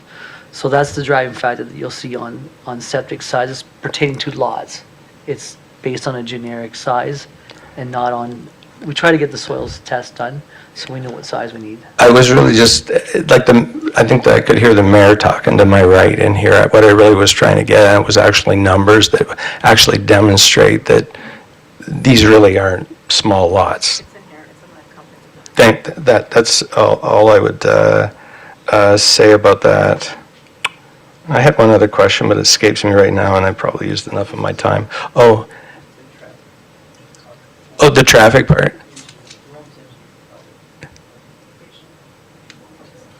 There. Can you use your microphone, please, just to respond to that? Through you, Mayor, just I think the proponent's engineer is here that could maybe speak more to the traffic study information piece that you'd asked. If they could. Dana, do you have some information regarding the methodology, please? Sure, and through you, Mayor. You're correct. What a traffic study looks at is peak trips during the peak hours and how that gets driven. They're always projected numbers based on the type of unit and how many there are, right? So this is a development where we cannot take account from it. It's completely theoretical in nature of how they demonstrate peak trips. They don't go through the numbers and alter them based on Bruce Power or 2 cars per household or winter driving conditions.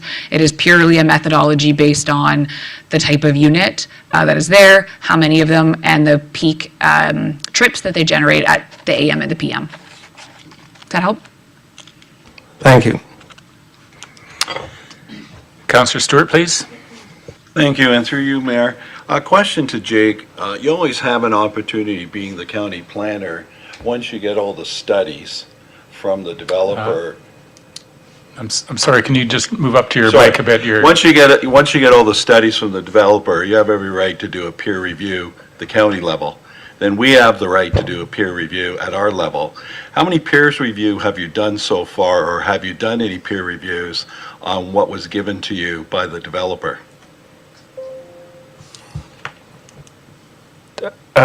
We didn't do any. I take peer review to mean external to the county. Is that what? That's exactly right. You get a third party to question something that you might not agreed with. And, so I'm asking whether you've gone outside to ask for a peer review on any of the studies. We have not at the county level for this proposal. The municipality does use a third-party engineer to review. If you want to ask specifically about those, so that was traffic, stormwater, servicing options. But yeah. Thank you. So there are some. Okay. All right. Thank you very much for your questions. I'd like to declare the public meeting closed at this point, and we'll consider the recommendation on this application, which is we need a mover and seconder that the draft plan of subdivision, local official plan amendment, zoning bylaw amendment be received for information, meaning that we're not going to make a decision to approve or not approve. We've just received it for information, and it will be considered, and there will be more information come back from staff, both county and local, to answer some of the questions that we'll have remaining, and there'll be a decision at a future date. Further questions? The mover and seconder, Councillor Hinchberger and Blackwell. All in favor of that motion? Oh, do you need okay. Discussion, I'm sorry. Discussion, Councillor Blackwell. Thank you, through you. First, I would really like to thank the applicant for their interest in developing in our community and coming out tonight. I'd also like to thank all of the residents who came out. That's hard work to come and speak to us. I know it can be very intimidating, and I think you all did a really positive job. There's a couple things that I wanted to just mention. So in this subdivision already previously, within the last year, we've already approved lots that had a frontage as small as 24 meters, and a lot area no less than 0.17 hectares. That was along Parkwood. So there is some precedent for some smaller lots in that region. I will note that the lot size being requested is quite a bit smaller, but when we did those applications for that lot size, we also included and I'm going to read this out because I don't. So I'm sorry, I need to interject. Yeah. We're just making a motion to receive the information. We're not talking. We're not Okay. we're not discussing the application when it comes back for decision next time. We'll do it then. I like the part about thank you for coming with the application, and thank you for your responses as his community. That's what we're here for, to listen. So we will have a further in-depth conversation about some of the specifics of it, but that's not for tonight. It's just to receive it and say, yes, we're going to receive it, or no, we're not. So, Councillor Williams. Perhaps for the benefit of everyone, thank you through you, perhaps for the benefit of everyone here and ourselves, maybe we can just outline what the next steps are, what we'll kind of see over the next little while in timing. Jake? Sure. So we at staff will take all of the comments from council and the public, work with the applicant to resolve outstanding issues. We would come forward with a recommendation in the future to either approve or refuse the subdivision, or sorry, not the subdivision, the official plan amendment, the zoning bylaw amendment for council. We would be sure to notify anyone who has told us they're interested when that decision is being put before council. It would then proceed to county council for as the approval authority on the subdivision itself. Deputy Mayor Clark, please.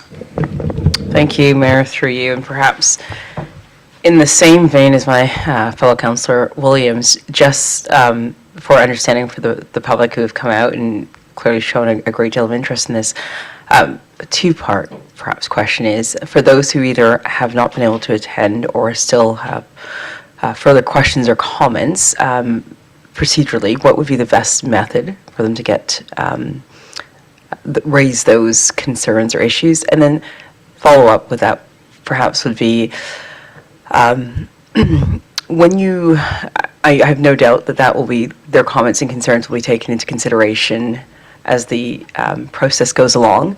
And I don't know if you can perhaps expand on conventionally whether or not at times there's kind of if the same question or concerns are being raised repeatedly, whether they get addressed directly through some sort of common asked questions or fact sheet, or just how they can expect to be assured that their concerns have been heard this evening, and if and when they can expect perhaps that there is at least a response to that.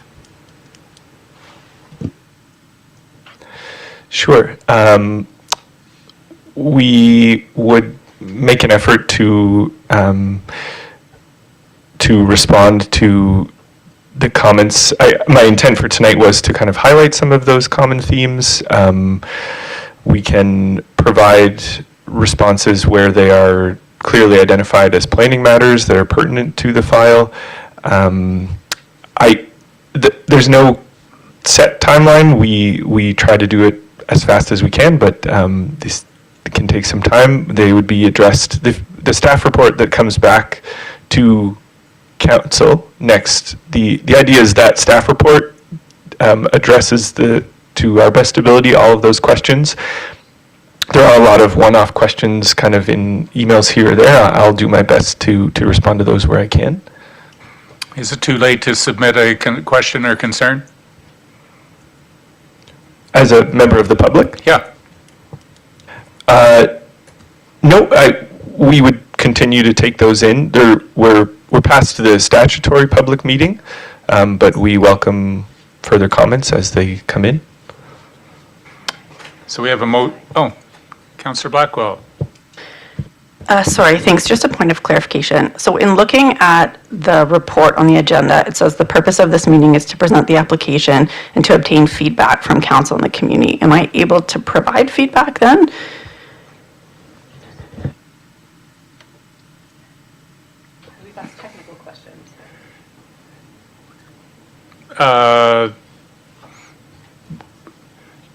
There was a part in here where you could have, but we had moved on to the motion, which is about receiving the information. We, like the members of public, any of us can call up the planning department and say, hey, what about this? Or we can come and ask our own staff about that, okay? So we have a motion on the floor that we receive the information tonight. All in favor of the motion? And that's carried. Very good. So thank you to the staff and public for being here regarding this application. We move on to the next application from Bruce K. Holdings, 469 Gary Street. So with the motion that we're addressing is we need a mover and seconder. The council resolve that no further notice is necessary with respect to the minor change in the proposed zoning bylaw amendment in accordance with the provisions of Section 34 of the Planning Act. And further, the council approves zoning bylaw amendment Z 2024-028 by Bruce K. Holdings and pass the bylaw. Moved by councillors Stewart and Blackwell. Jake, please. So if we could just ask the public to have your conversation outside the door, please. No. Yeah, so the cul-de-sac would clear this, right? So they're going to kind of spin it around, I would say.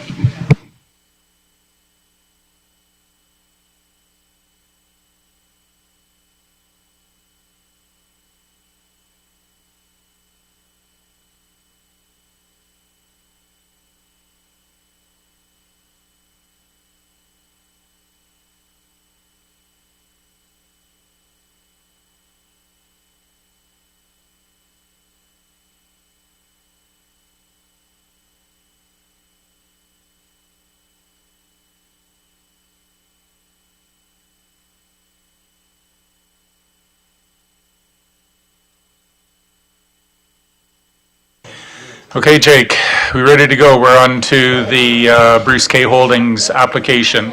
No further notice is necessary with respect to the minor change, and we approve the zoning bylaw amendment. Why should we do that tonight? Okay, so the key update from the information meeting last time is that the draft zoning bylaw has been prepared.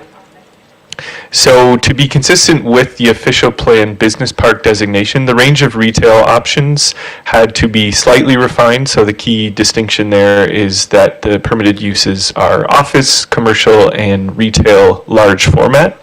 So that large format limits some of the range of uses and does have a minimum gross floor area to essentially cater to some of those business functions that need more space to operate. That being, as discussed earlier, this is generally to preserve the commercial vitality of the downtown as a focal point for those sorts of smaller retail opportunities. So council did have a question also last time about using the R4, a residential zone, rather than a commercial zone, such as the C6 business park or C8 mixed use. So what I had missed last time was that through the 2025 zoning update, the R4 zone has been modified to really envision this kind of development, in that an apartment building with main floor commercial is there in the zoning bylaw. So we take the approach of the zone with the least amount of changes is the most appropriate one. So that one, just with that slight modification to specify retail large format, is the only modification to the zoning bylaw needed. Questions regarding the change proposed? Councillor Stewart, please. Thank you, and through you, Mayor, I'd like to hear from our business, our building department too. Dwayne, would you like to comment on this, please?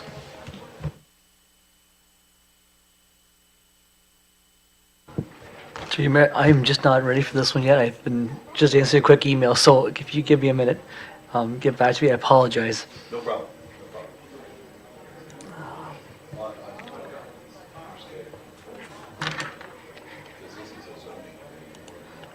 Did you have one there, Nick? Did you have that? I haven't had you bring. I didn't bring that one with me. I'm sorry. Through you, Mayor, I didn't bring that file with me, so I have to refer that to Jake. If you have a zoning specific question on the application. Not really, I just wanted your opinion, because this is a zoning amendment, we're a little closer to it than some of the, Jake, and just wanted to make sure that you were aligned with this too. Thank you. Apologies. I'll say on Dwayne's benefit, I have an email from him. He reviewed the draft zoning bylaw and said, it looks good. Sorry. Okay. My apologies. Further questions? All in favor? It's carried. We have another resolution regarding the Walden application. The council resolve that no further notice is necessary with respect to the minor change in the proposed zoning bylaw amendment in accordance with the provisions of Section 34 of the Planning Act, and further the council approves zoning bylaw amendment Z 2025-44 by Brad and Tessa Walden, and the necessary bylaw be passed by council, moved by councillors Hinchberger and Williams. Jake, do you want to speak to this? There were drainage issues that were identified previously. Can you speak to the proposed changes, amendments that would satisfy council and community concerns, please? Sure. So I'll just, before I say what I'd prepared to say here, I did receive 2 emails from members of the public late this afternoon. We have moved beyond the statutory public meeting requirement. It's your discretion. I'm happy to read them into the record if you would like, for your benefit. But that is your discretion. I'll say here what I prepared first. So the key issue, as you had noted previously, was the drainage over the slope, causing issues for neighbors to downslope, and that being a general erosion concern in terms of natural hazards. Key change is that the municipality has since clarified that there can be a proposal to direct flows toward Penetango Row. That was the main hang-up last time. So whether the technical details of that, whether it's tied directly in or whether it's directed over front yards, my recommendation, I'm confident those can be resolved through regular building permit, SVCA permit processes. What they have provided now is a preliminary grading and drainage plan to show that flows will actually be lessened post-development. So everything from the roof of the house and everything in the front yard will now actually flow towards Penetango Row as opposed to down over the slope. To ensure that is in fact the case when the development comes forward in the future, SVCA helped to create wording for a holding provision. So you are asked to consider a zoning change tonight, but a holding provision would remain on that site. So it would come back if it's next year or 10 years to ensure that the Conservation Authority and the municipality have adequate review. I would also say that answers in part the question raised by council of what if we approve the zoning but the severance never happens and they want to build a shed or a bunkie here. So that this means that anything in that area covered by the holding provision would be subject to the same geotechnical review in the future.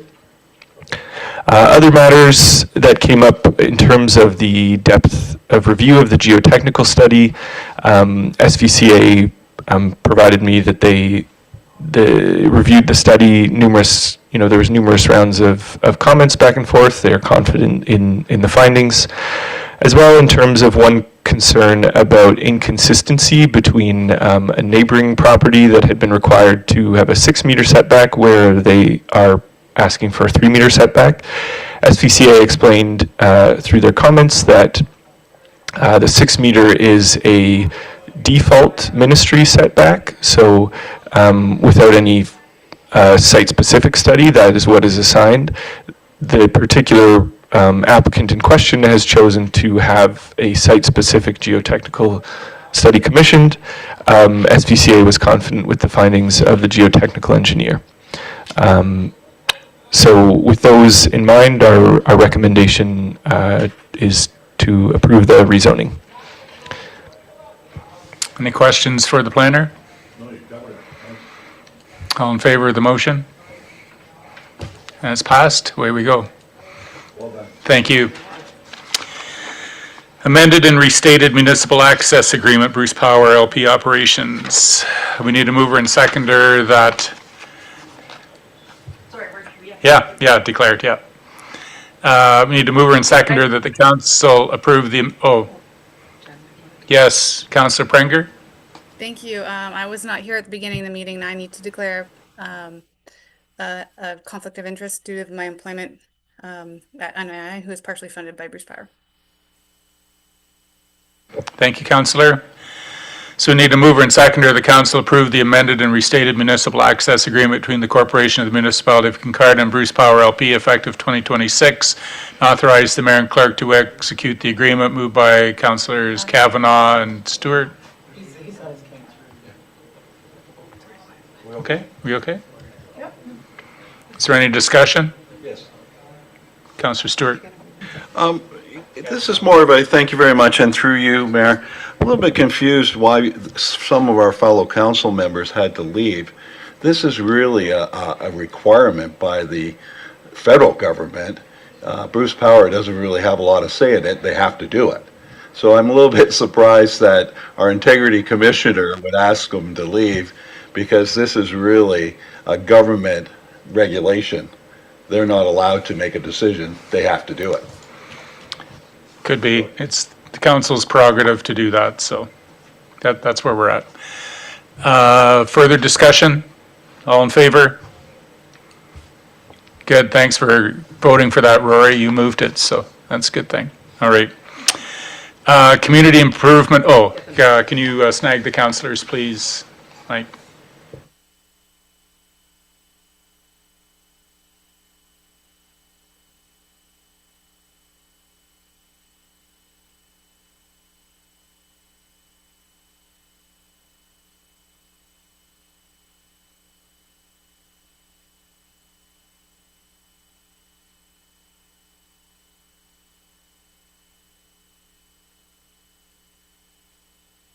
That was the longest one I've done for a while.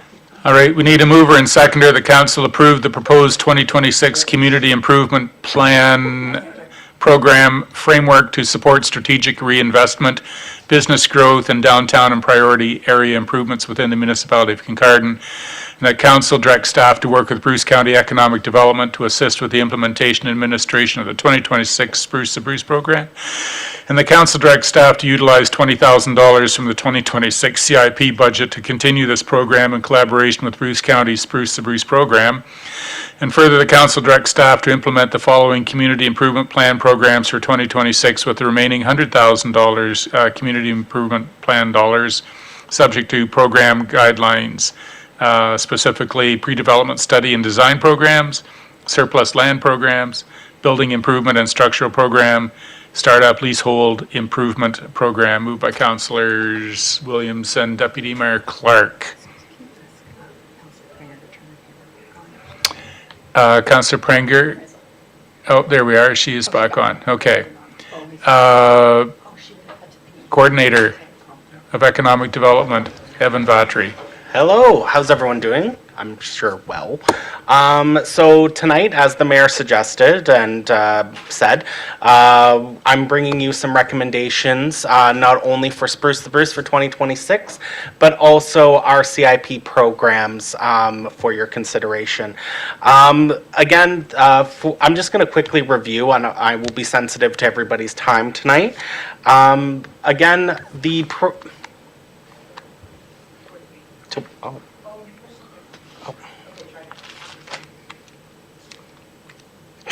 It's not, there's no light coming. Oh, Oh, maybe it's not, maybe. is it turned on? It's on. It's on, Is it? yeah. Oh. Sorry. Oh, there we go. Okay. Oh, amazing. Sorry about that. Okay. Wow. So what I am suggesting, or we are suggesting, is that our CIP programs are working, and one of the best examples that we have found from this year, especially related to Spruce the Bruce, especially related to Spruce the Bruce, was that we spent, out of the funding allocated for 2025, we were able to invest $13,607 of municipal funds that were then leveraged to make over $72,000 of private investment. So essentially that is, for every dollar that the municipality spends, it equals out to $5.33 of investment locally. Spruce the Bruce is great because, again, it is jointly administered. It's administered by Bruce County and the municipality. For 2025, we had multiple projects, both in direct downtown cores of Kincardine and also Tiverton as well. And again, for 2026, I would like to keep it, I would like to recommend that we keep it the same, with using $20,000 from our $120,000 CIP for Spruce the Bruce. That is generally what I think is best, or what we think is best, and it can continue with downtown revitalization, and really demonstrates there is interest in our local, within our local community, and we have a lot of. I get a lot of calls from our local businesses, very excited about this program. In December alone, I fielded 4 calls separately from businesses across multiple sectors interested about getting their Spruce the Bruce applications in early. And again, applications for this program will be opening February 2nd. Now, for the CIP program that is solely administered by the municipality of Kincardine, one of the first recommendations is the continuation of the 2025 CIP program, our one CIP program, which was the pre-development study and design program. Essentially, this program was successful in 2025, and we've laid a solid foundation for the program's continuation. Mainly, what this does is it reduces the upfront financial costs by covering professional studies and design work. And this program is very powerful in the way that it can be used all across all levels of industry. So it's not just great for commercial, it's not just good for agriculture, it's not just for industrial, it can be utilized it can be utilized quite efficiently among all types. And again, it encourages high quality permit ready applications. And again, it was successful. For our 2025 year, we allocated our CIP to 2 successful infill housing projects. And we're currently going through the process of getting those funds moved over to the successful applicants. The second one I'm recommending, or we're recommending, is the surplus land program. Of course, being a surplus land program, it aims to facilitate the redevelopment of municipal or county-owned land buildings that are deemed surplus. Lands are made available, obviously, at a reduced rate or potentially no cost through a competitive RPF process. This one, in short, can be utilized. It's a great one to have within our repertoire of CIPs because it can be actually leveraged to be rather powerful when when a clear vision of development is established or a clear direction is achieved. I truly think that this program can also be very versatile and can cover things and needs that our community is requiring, such as housing, especially for housing. So again, this is a very strong candidate as well. The third is the one that I'm quite fond of as well. This is the Building Improvement and Structural Program. So what this is really relating to structural enhancements of mostly our downtown core, where Spruce the Bruce sort of ends. So the way that we've recommended to structure them is that we have our first two programs being the Pre-Development Study Design Program and our Surplus Land Program being leveraged for FDI, so that's foreign direct investment. So that's essentially saying with these CIPs, we're trying to attract investment from outside of the municipality to come in. And then for our other two, which is the Building Improvement and Structural Program, and in conjunction with the Startup Space and Leasehold Improvement Program, those are for our pre-existing businesses that can essentially pick up where the funding for Spruce the Bruce ends. Chiefly being, Spruce the Bruce doesn't cover a lot of internal work into a structure. These two CIP programs help with that. And I think, especially with the Startup Leasehold Program, this was recommended coming directly from the community. We've had especially a lot of our businesses in the downtown core doing a lot of great work, updating signage, updating fascia, and really enhancing their overall street presence. But again, that's only done via Spruce the Bruce, which is only sort of street facing or really fixed in addressing accessibility needs. Something like the Startup Leasehold Improvement Program aims to cover a lot more architectural work. It covers masonry, it covers restoration, plumbing, you name it. It can actually help enhance the internals of a structure. So I now leave it up to you to consider, and I'd like to say that the CIP program, I think, is for 2026 is going to be continued success, and I welcome any questions. So it could be that we, in dealing with this, might consider this motion as two parts. Spruce the Bruce is our cooperation with the county. There's a bit of time sensitivity. I think we'd be well served to pass it. But if council, after discussion, feels that there needs to be more conversation about the targets that staff is recommending, we can have a conversation about that and defer for more information. But if we're satisfied with it, then we can pass it tonight. So the Spruce the Bruce, the 20,000, like that is like a proven program that. As Evan said, it starts, applications start next month. So it'd be good to have that in place. The other one, we can have it in place, but if it demands more conversation, we can do that. Councillor Blackwell, please. Thank you. Given the breadth of the Spruce the Bruce program, do you feel like 20,000 is enough to give to them for that program? That is sort of standard, and I'm comfortable with the $20,000 allotment. It keeps the numbers quite round, which is really nice. But then additionally, until there is a consistent proven need of going higher than the $20,000 threshold, I really find I would just keep status quo for the funding as of right now. Because the county adds money onto that as well, and the business themselves. Yes. So we only end up like paying a quarter of the total investment. So do you have a follow-up?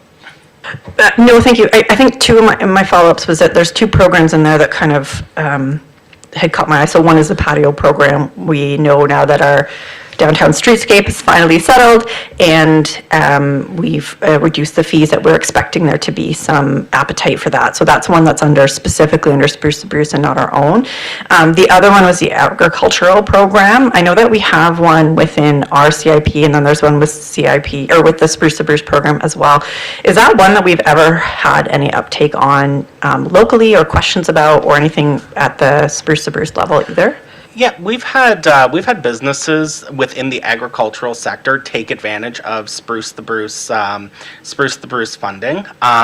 Again, predominantly when it comes to our Spruce to Bruce in particular, they have a complete county funded stream for agriculture. So predominantly the ones that I'm generally seeing, we're aware of if a Kincardine, Municipality of Kincardine company has taken advantage of it. But when it comes to the distribution of municipal funds, predominantly we're seeing the uptake of Spruce the Bruce applicants in our downtown cores, and mostly isolated within Kincardine and some in Tiverton. Councillor Stewart, please. Thank you. And through the chair, all the programs I like. I love your excitement and everything. You've done a great job last year, so well done. The only concern I had was the pre-development study and design program. The allocations last year were bang on, with, Small Meadows and Seven Mount Forest. The only concern I have, and it's really just a concern, I'll have to leave it up to you. You just have to be careful who might tap into it to make sure they're legitimate and they're going to carry through, or are they just going to grab the funds, do a quick assessment, and then flip it. So, that's the only concern I have, is that make sure they're going to go from A to Z and just not borrow the money for a while and then flip it to something else. Thank you. Councillor Williams, please. Thank you, through you. I just wanted to see clarity on the surplus lands program. I think, and I don't know if I'm interpreting it correctly, that there wouldn't actually be a flow of funding. It would just be offering land at a reduced rate that we couldn't do otherwise if it wasn't in here? So regarding the surplus land program, that you are correct. So it's essentially, we are investigating what surplus lands the municipality has available, and pretty much opening up that surplus land for private investment, potentially even public-private, mostly geared towards public-private partnership. And again, that is if we do have generally for these programs regarding surplus lands, these are very large scale developments coming into the communities. So if we were to get an application for something of this nature for our CIP, it would be rather large. So to fully answer your question, yes, you are correct. It is it allows the municipality the ability to utilize their surplus lands for public-private investment, yes. Yeah. It gives us permission to play the game. Correct. Good job. Is there any desire by council to split these two things, or are we comfortable just moving ahead with one motion? So we have a motion on the floor that we support the proposed CIP plan. All in favor? That's carried, Evan. Well done. Thank you. Bill, can you hail Councillor Hinchberger, please?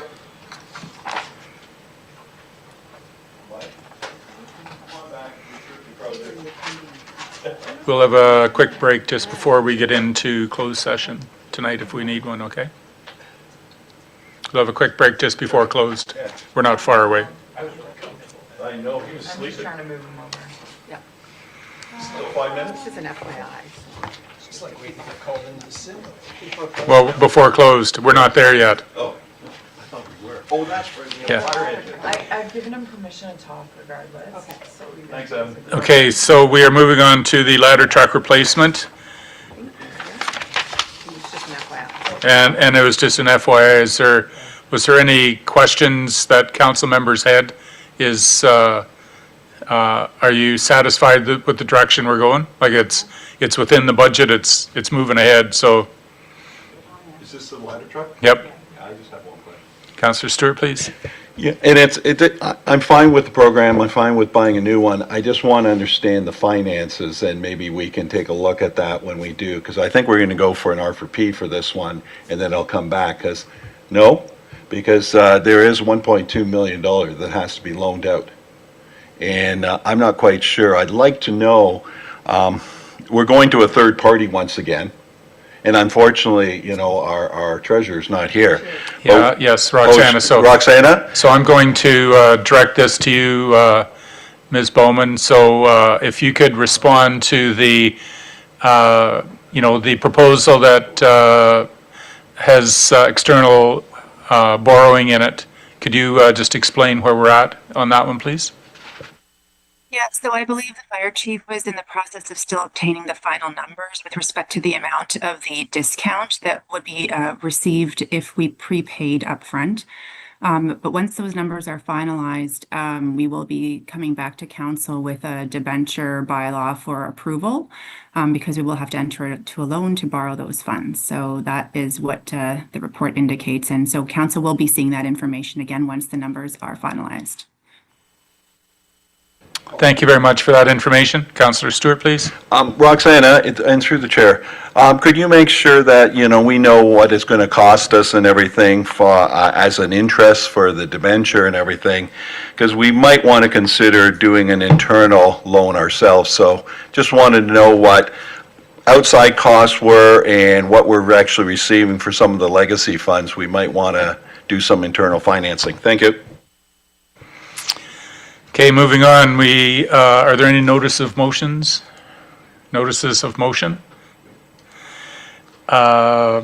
of Bruce Kip Trail Agreement. We need a mover and seconder that the Bruce County Kip Trail Agreement bylaw be deemed to be read a first, second, third time, finally passed and numbered as bylaw 2026-008. Moved by Councillors Inchberger and Stewart. Any discussion? All in favor? That's carried. Motion to pass bylaws. So we'll split this into two different motions. One will be addressing the first two, and the second motion will be to address the third bylaw. So we need a mover and seconder to that the following bylaws are hereby read first, second, third time, finally passed, numbered 28th of January. Amend zoning bylaw 2025-52. 469 Gary Street bylaw, and amend zoning bylaw 2025, should it be 52 or is it a different number? 53, 308 Penetangor Road bylaw, moved by Councillors Deputy Mayor Clark and Councillor Williams. All in favor? That's passed. So now we go to the Bruce Power Municipal Access Agreement. We need a mover and seconder that bylaw is passed as well, moved by Bill and Mike. All in favor? That's carried. And all you groundhogs can pop your head back up again. Come back here, yeah. There we go. You don't have to go into the desk. Okay. Member of Council, general announcements. Deputy Mayor Clark, how's your week been? Your announcement is, I'm tired, I want to go home. I just want to say a real thank you for all of the hardworking plow drivers who have done their best over the last couple of weeks to keep the roads clear and to keep us safe. It has certainly been challenging times, and as a community, it's been fantastic to see people pull together, plowing each other's driveways, doing what's necessary. So well done. Councillor Williams? Thank you. Actually, I was going to say the same thing. I know we've had a lot of snow and a lot of happening quickly, and just want to thank everyone for all their hard work in clearing our streets. It's been a lot to keep up with. Councillor Kavanagh?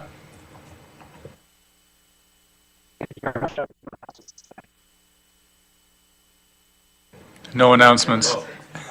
Councillor Prenger? No announcements.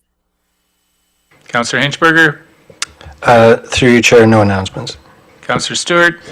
Yes, I do have an announcement. The Tiverton Lions and the Tiverton Agricultural Society and the town of Kincardine are putting on Winterfest.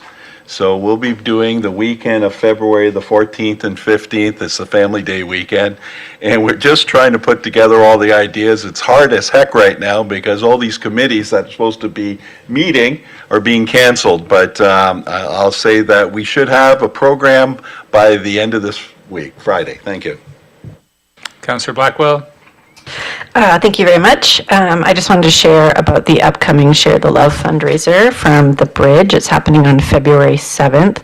The Bridge is really a fantastic program that meets the needs of so many in our community. So if people are able to, their tickets are available online. It's going to be delicious. I think Councillor Stewart and I are going to be serving, so yes. I've got to practice. But looking forward to that, and also just wanted to send my thoughts out there with all the parents, and with school being canceled so many times, but Groundhog comes next week, so I'm looking forward to hearing that it's going to be spring soon. 17 days already. It's going to see a shadow. 6 more weeks of it. So, Chief Administrative Officer, Ms. Wingrove, do you have any announcements to share with us? Thank you, Your Worship. None this evening.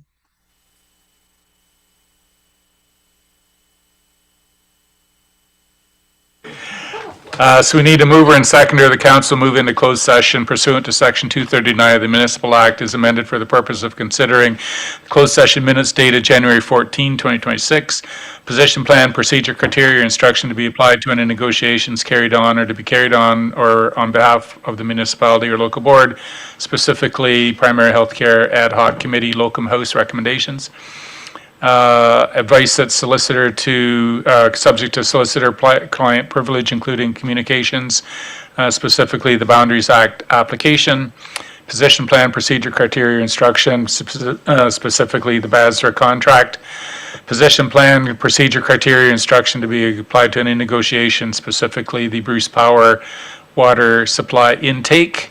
And further, the council return to regular open meeting upon completion. Moved by Councillors Blackwell and Stewart. All in favor? That's carried. 3-minute bio break.